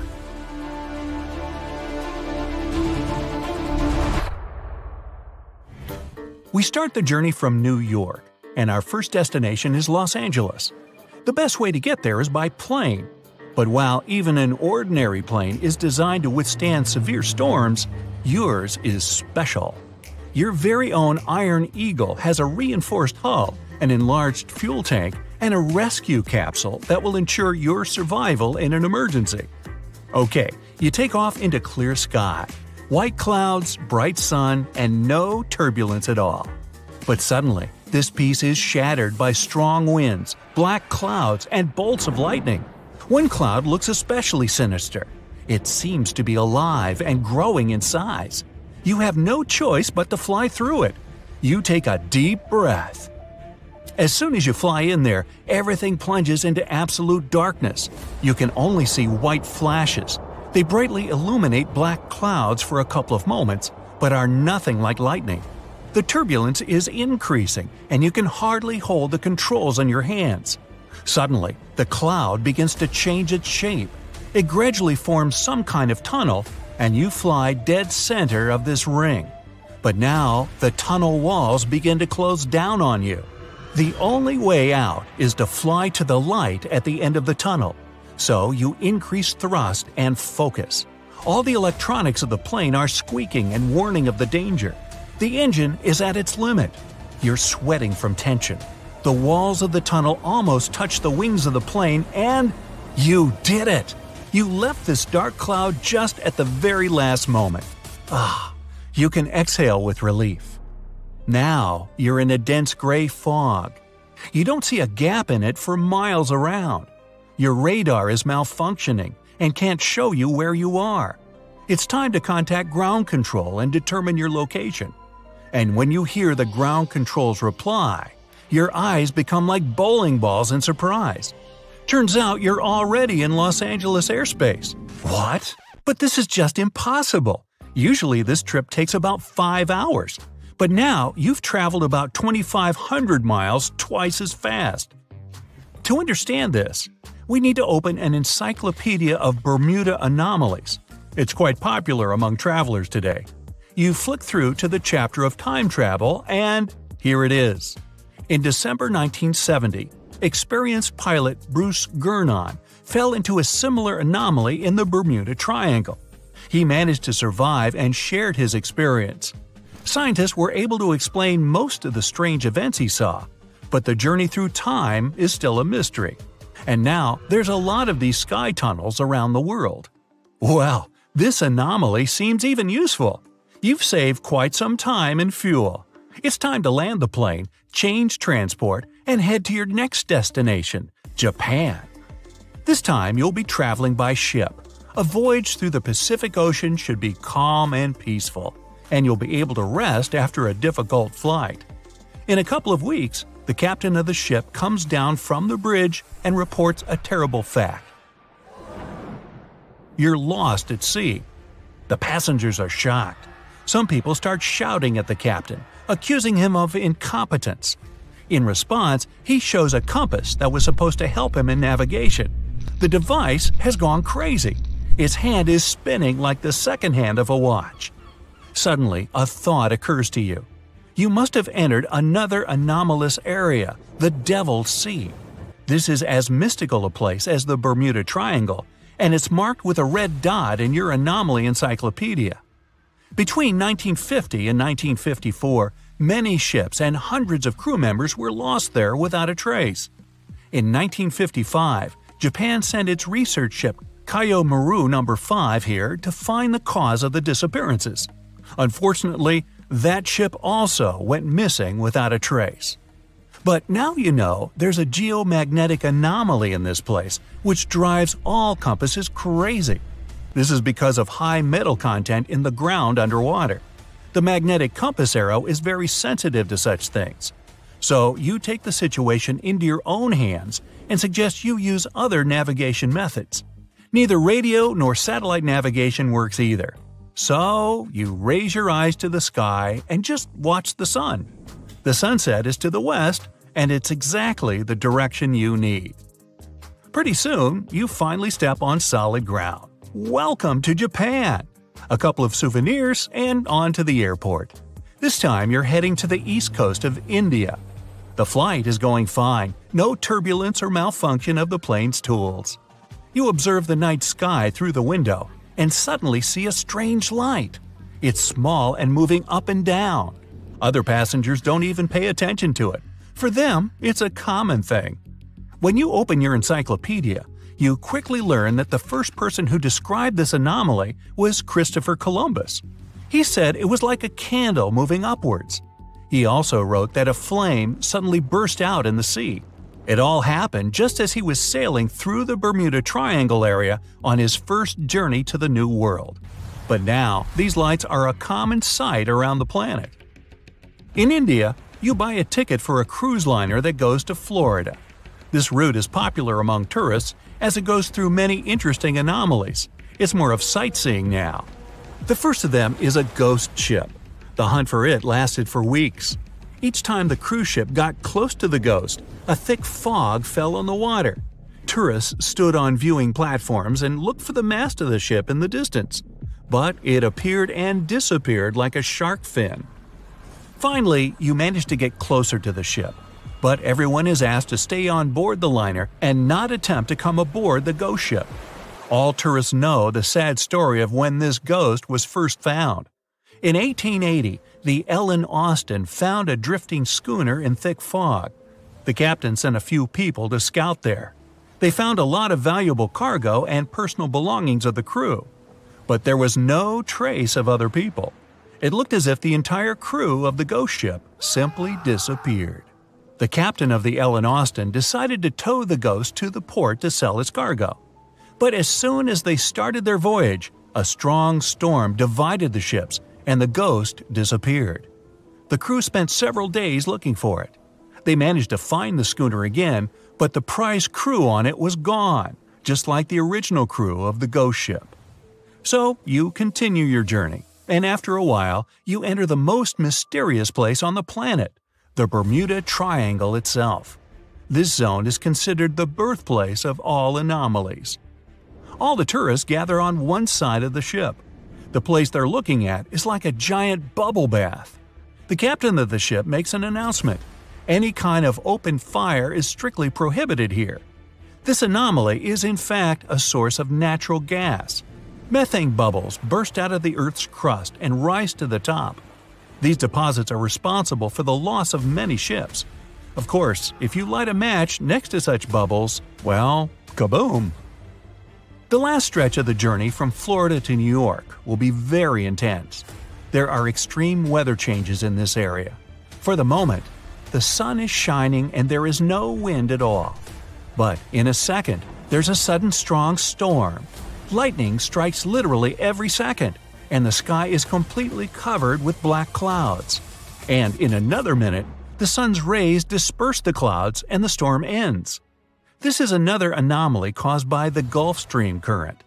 Huge masses of warm air meet with colder ones. This provokes instant weather changes and violent storms. Many sailors and pilots were not ready for such conditions, and this led to entire ships and crews disappearing without a trace. But now, when these anomalies are everywhere, they're well studied and shouldn't be feared. You get home safe and sound, and you can boast that you have experienced the most brutal anomalies of the Bermuda Triangle. But please, can you lose the Bermuda shorts? It's just too much. The notorious Bermuda Triangle in the North Atlantic Ocean makes people, ships, and airplanes vanish into thin air. Some experts blame bad weather conditions. Others are sure the reason is heavy traffic in the area and human error. Many people believe in conspiracy theories, aliens, the lost city of Atlantis, or even a massive meteorite lying on the ocean floor. There are also those who deny there's anything unusual about the triangle, and still, the mystery remains. But few people know that the South Atlantic Ocean has an enigma of its own. Well, not the ocean itself, but a patch of space above this area. It's dubbed the Bermuda Triangle of space, or the South Atlantic Anomaly. There, Earth's protection against solar radiation is much weaker than anywhere else. When spacecraft get into this region, all kinds of serious problems occur to them.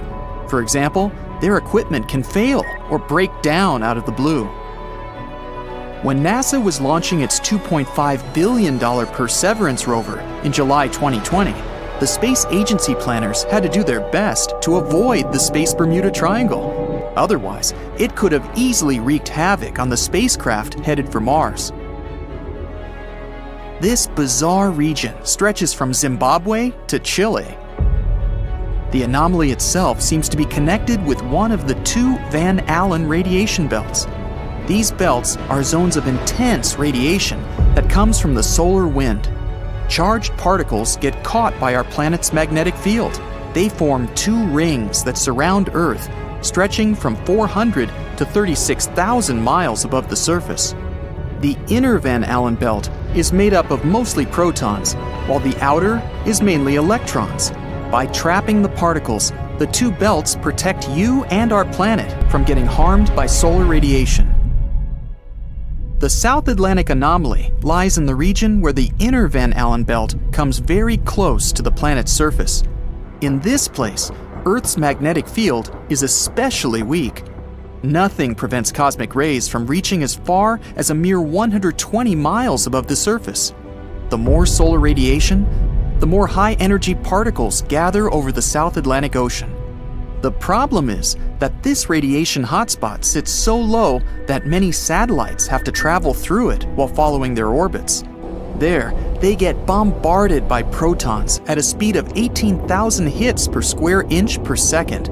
No wonder it affects all the electronic systems on board the spacecraft. For example, the Hubble telescope passes through the Space Bermuda Triangle more than 10 times a day, and it can't collect information when it's in that region. If the equipment isn't put into safe mode, all spacecraft systems can fail. Plus, the more complicated electronics become, the more problems occur in the area of the South Atlantic Anomaly, and the more costly the damage is.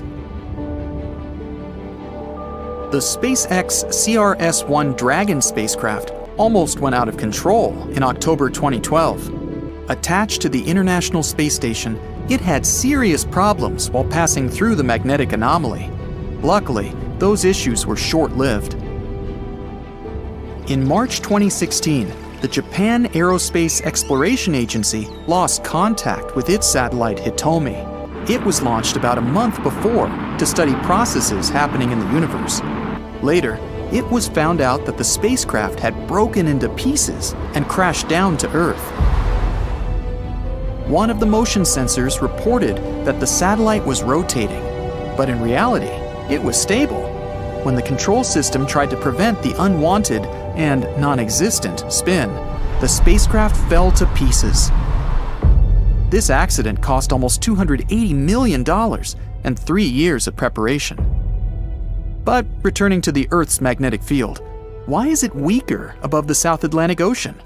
Rather than being a perfect sphere, our planet bulges in the middle.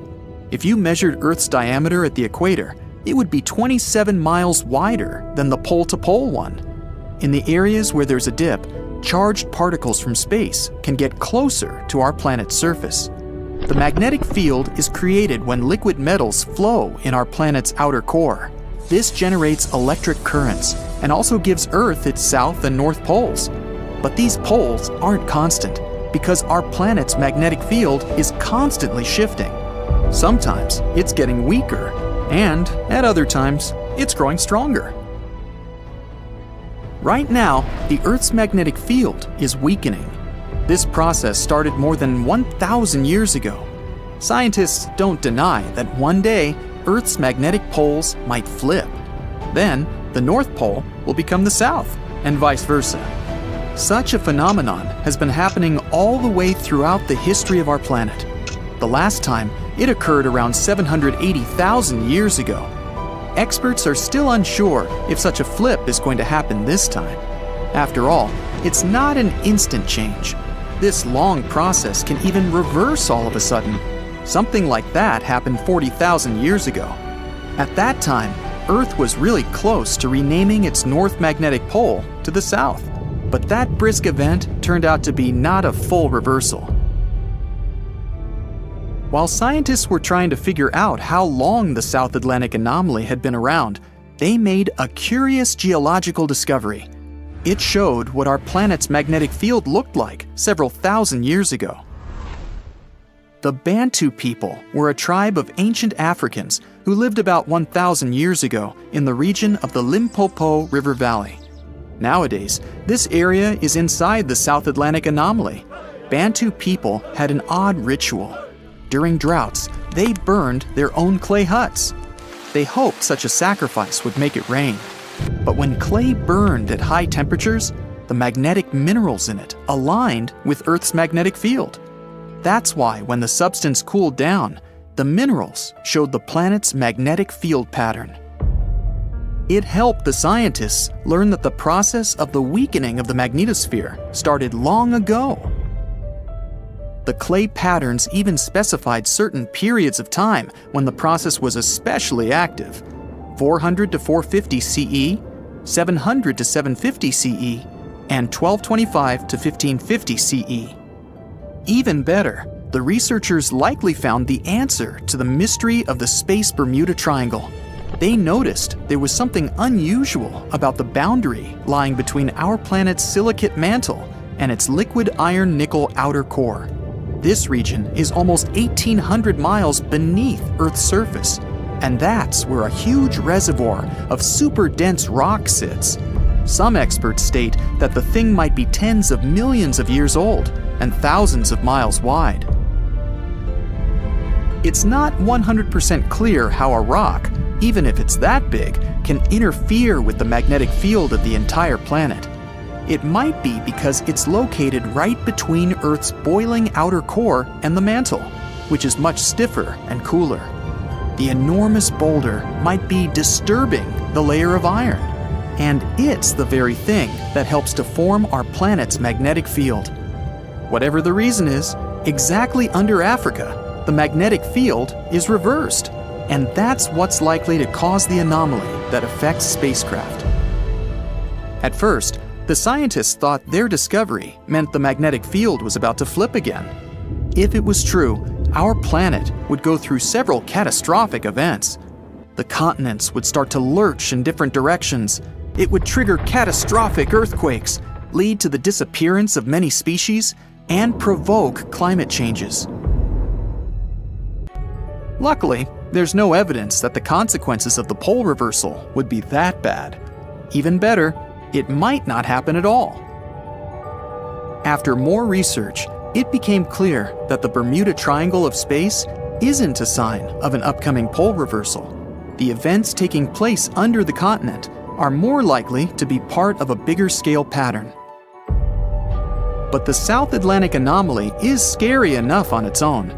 If this area keeps growing, it'll cause problems not only in space, but also on Earth. Computers and other electronic equipment will fail or stop working altogether. Right now, the radiation is less intense in the lower layers of the anomaly than in its upper part. But over the past 150 years, The magnetic field in the region has lost more than 15% of its strength. It doesn't mean Earth will be left unprotected from the sun's radiation in the nearest future. Experts are sure this won't happen for at least another billion years. Plus, some kind of magnetic field always existed during the times of the magnetic pole's reversal, even though it was weaker and more complicated than the modern one. Some people are still afraid of sailing through this region because more than 50 ships and 20 planes have disappeared here since the mid-19th century. You won't find this place on a regular paper map, as it's not an official region of the Atlantic Ocean. It's just an imaginary area of water in the shape of a triangle near the southeastern coast of the US.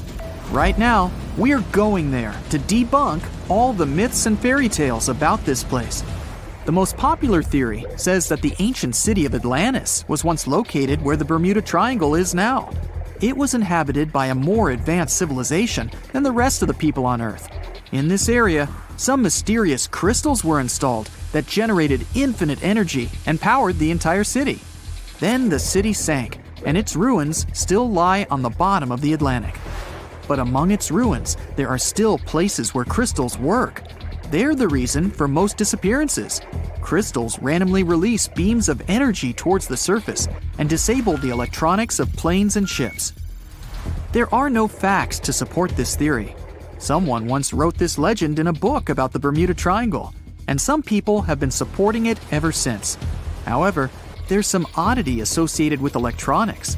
Astronauts of the International Space Station noticed the Earth's magnetic field is weakened in the Bermuda Triangle area. This field is a shield that protects us from solar radiation. Above the triangle, the particles of the sun's rays move faster than in any other part of the planet. This causes unstable work in the electronics of satellites flying in the atmosphere of Earth. It doesn't apply to ships and planes, though. There's also a theory that the Bermuda Triangle is the center of a magnetic anomaly causing navigation errors, but regular checks of the magnetic map of this region don't reveal any issues. You arrive at the place, the water is calm, and there's no coming storm in sight. You look at the compass and see the arrow moving from side to side.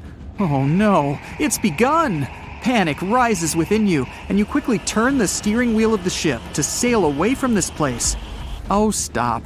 There has long been an explanation for the strange compass behavior in this area. The Bermuda Triangle is one of the rare places on the planet where true north and the magnetic one are in the exact same direction. True north is the geographic north pole of our planet. Magnetic north directs to the north magnetic pole, which constantly wanders around the Earth. Sometimes these poles coincide, and the straight line that connects north and south is called the agonic line. If you fall into this line, your compass will behave strangely. It won't point exactly to the north. Imagine that you're the captain of a ship sailing in the Bermuda Triangle at the beginning of the 20th century. You need to know where north is to get to the shore. You look at the compass and it points incorrectly. You're deviating from your original course and sailing in the wrong direction. There's the Caribbean Sea near the triangle, peppered with small islands. The sea floor here isn't deep. The ship can get in shallow waters. And now, the ship is stuck on a shoal, and you have no idea where you are. If this were the 21st century, the ship's captain would be able to reach the shore using GPS and other modern navigation. But the most interesting thing is that the compass would work correctly this time, since the magnetic North Pole hasn't already coincided with the true one for a long time in the territory of the Bermuda Triangle. The agonic line is somewhere far away from here. There are no problems with navigation now, but for some reason, this is where ships disappear. In fact, not just here. Throughout the Atlantic Ocean, there are places where many more ships have gone. The Bermuda Triangle is not even in the top 10 of such places. One of the main reasons why many ships are lost here is that one of the most popular shipping routes in the Atlantic passes through the Bermuda Triangle. And the more ships in one place, the more shipwrecks. Simple probability. Other theories say there's a space-time rift in this region. Ships and planes fall into this rift and end up in the past or the future. But for some reason, there's not a single proof of this myth. There's no reason to think that the rift is hidden somewhere here. The base of an extraterrestrial civilization is located in the Bermuda Triangle. Visitors from other galaxies steal sea vessels along with the crew, so no one finds the wreckage of the ships. This is also a popular myth that has no scientific justification. Sunken ships are not found here, as there's one of the deepest trenches in the world. Any sinking ship will sink to a depth of about 19,000 feet. The enormous pressure and distance makes it difficult to find the ships. Also, the Puerto Rico Trench is nearby. In some spots, it's as deep as 27,500 feet. The Kraken lives somewhere in the triangle. It's a huge squid that sinks ships, and is also a legend that sailors tell each other. However, gigantic squids live in the depths of the ocean. They can grow to the size of half a train car, but no cases have been recorded where they have sunk a large vessel. And in the area of the Bermuda Triangle, they've never even been seen. People in the past didn't know about the existence of these creatures, so when they saw them for the first time, they described them as huge, terrible monsters. Giant squids are some of the most elusive creatures on Earth, and scientists had to use sonar equipment to find them. They don't like to leave the dark depths and are likely to be afraid of the sound of any ship. A more realistic hypothesis about the mystery of the Bermuda Triangle is methane. Large deposits of this gas can be found under the seafloor of this region. From there, methane is released into the water. It takes the form of huge bubbles that quickly rise to the surface. Then, the gas makes the water almost boil, creating waves that sink ships. The theory is quite realistic, but numerous studies still haven't confirmed the presence of an increased concentration of methane in the region. Last time this phenomenon occurred was 15,000 years ago. Another credible theory implies the appearance of rogue waves. Imagine a clear, calm sea without wind. Suddenly, you hear a loud hum. In just a few seconds, a huge wave, 100 feet tall, appears from the calm surface and falls on your ship. Some scientists believe rogue waves are created by a surface sea current colliding with a strong headwind. There's a version claiming the wave is born because of the collision of warm and cold currents. But the most interesting theory says the waves are formed by kinetic vampirism. Under certain natural conditions, waves can exchange kinetic energy. And among all the waves, there will be one, the vampire, that gets the energy of all the others. When it accumulates enough energy, the vampire wave spills it out. This explains the force of the impact and its sudden disappearance. This phenomenon is observed in all the waters of the world's oceans, but there's no evidence that it occurs most often in the Bermuda Triangle. If rogue waves appeared there, it was not during a calm. A restless sea is the main reason for ship disappearances in the Bermuda Triangle. Severe storms and hurricanes are a frequent thing there, because the Bermuda Islands is an area of high pressure that diverts thunderstorms towards the triangle. Huge waves simply overturn ships, and thunder and lightning flashes disable planes' electronics. There's nothing mysterious about this. Storms and ship disappearances occur in all oceans, but a lot of legends were made exactly about the Bermuda Triangle. It all started in the middle of the 20th century, when a book was published that tells us that Atlantis lies in the waters of the triangle. No proof was given, but people liked this mysterious theory so much, they began to build upon it. They started making documentaries about it and writing new books. Each material devoted to the fantastic nature of the triangle was based not on facts, but the theories of other written books and films. And when a topic is popular, you can make money on it. Readers enjoy it, and authors are rewarded. A bright flash on your left. Boom! Where did that lightning come from? Your plane shakes, your instruments stop working. A minute ago, the sky was clear and blue. Now it's pitch black. Your senses go haywire. You don't understand which way is up or down. It's a strange feeling. You're beyond time and space. Lightning flashes from all directions. Clouds envelop your plane and swirl it into a vortex. You grip the controls and repeat to yourself, "I'll get out of this. I'll get out." Through the dark and thick clouds, you see a ray of light. It's your only chance. Your plane flies toward the light like a moth to a flame, and whoosh! You break out of the terrible whirlwind.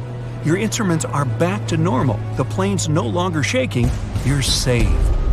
That's how pilots who faced the Bermuda Triangle anomaly describe their experiences, well, at least on TV shows.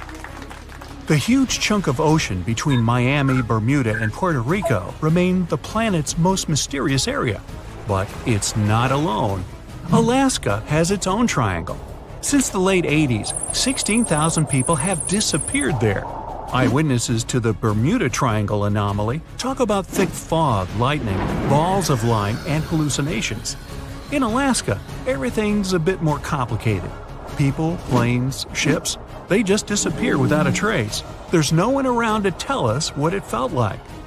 In 1950, a plane took off from Anchorage, Alaska, headed for Great Falls in Montana. It was carrying 8 crew members and 36 passengers. 2 hours after the start of the flight, the captain radioed in that everything was fine. Then, silence. The 100-foot-long plane seemed to evaporate into thin air. 85 aircraft and around 7,000 people searched for the plane. No trace. Not even a screw, bolt, nothing. That plane mystery made the Alaskan Triangle famous. If you look on a map, it's a wild and mostly unpopulated zone that passes near Anchorage, Barrow, and Juneau. If you connect the dots on a map, you get an epic triangle. You can fit the whole state of Oregon in it twice. If you read around, you'll find a bunch of major areas on the planet where weird stuff keeps happening over land, sea, desert, and jungle. Scientists have many questions about these places. They all have extreme electrical and magnetic anomalies. Planes and ships disappear in them. People hear stuff, see stuff, and here's some of them. China's Black Bamboo Valley looks like a Hollywood set for a seriously scary movie. Here, everything's creepy and mysterious. Ha, perfect. Imagine a bamboo forest that stretches up 130 feet. The green plants live extremely close to each other and barely let in any sunlight. A strange fog hangs in the air. Where it comes from and why it's always there, no one knows. And the mysteries don't end there. For centuries, people have disappeared in the vast forest. Scientists believe the site's crazy geology is to blame. Cracks can suddenly appear in the ground big enough to fall into. There are sharp changes in weather, and maybe even poisonous steam. Certain trees give it off when they fall to the ground. There's a long road through Ladakh in India. It's called the Magnetic Road. It slopes upwards and seems to violate the laws of gravity. Here's what happens.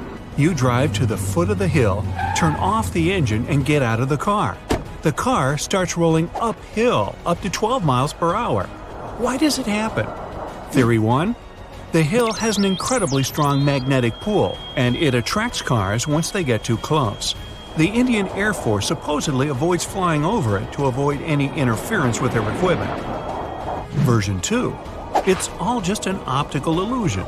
The hills around it seem to fade into the horizon. It looks to us like the road is sloped up, but it's actually not. Huge Lake Michigan looks more like a sea than a lake. And over the past 400 years, 6,000 ships have disappeared in it. Why does it happen? The lake has its own mysterious triangle, and there are actually more unsolved mysteries here than in the famous Bermuda Triangle.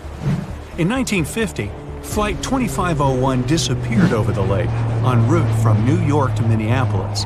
The fate of the 3 crew members and 55 passengers remains unknown.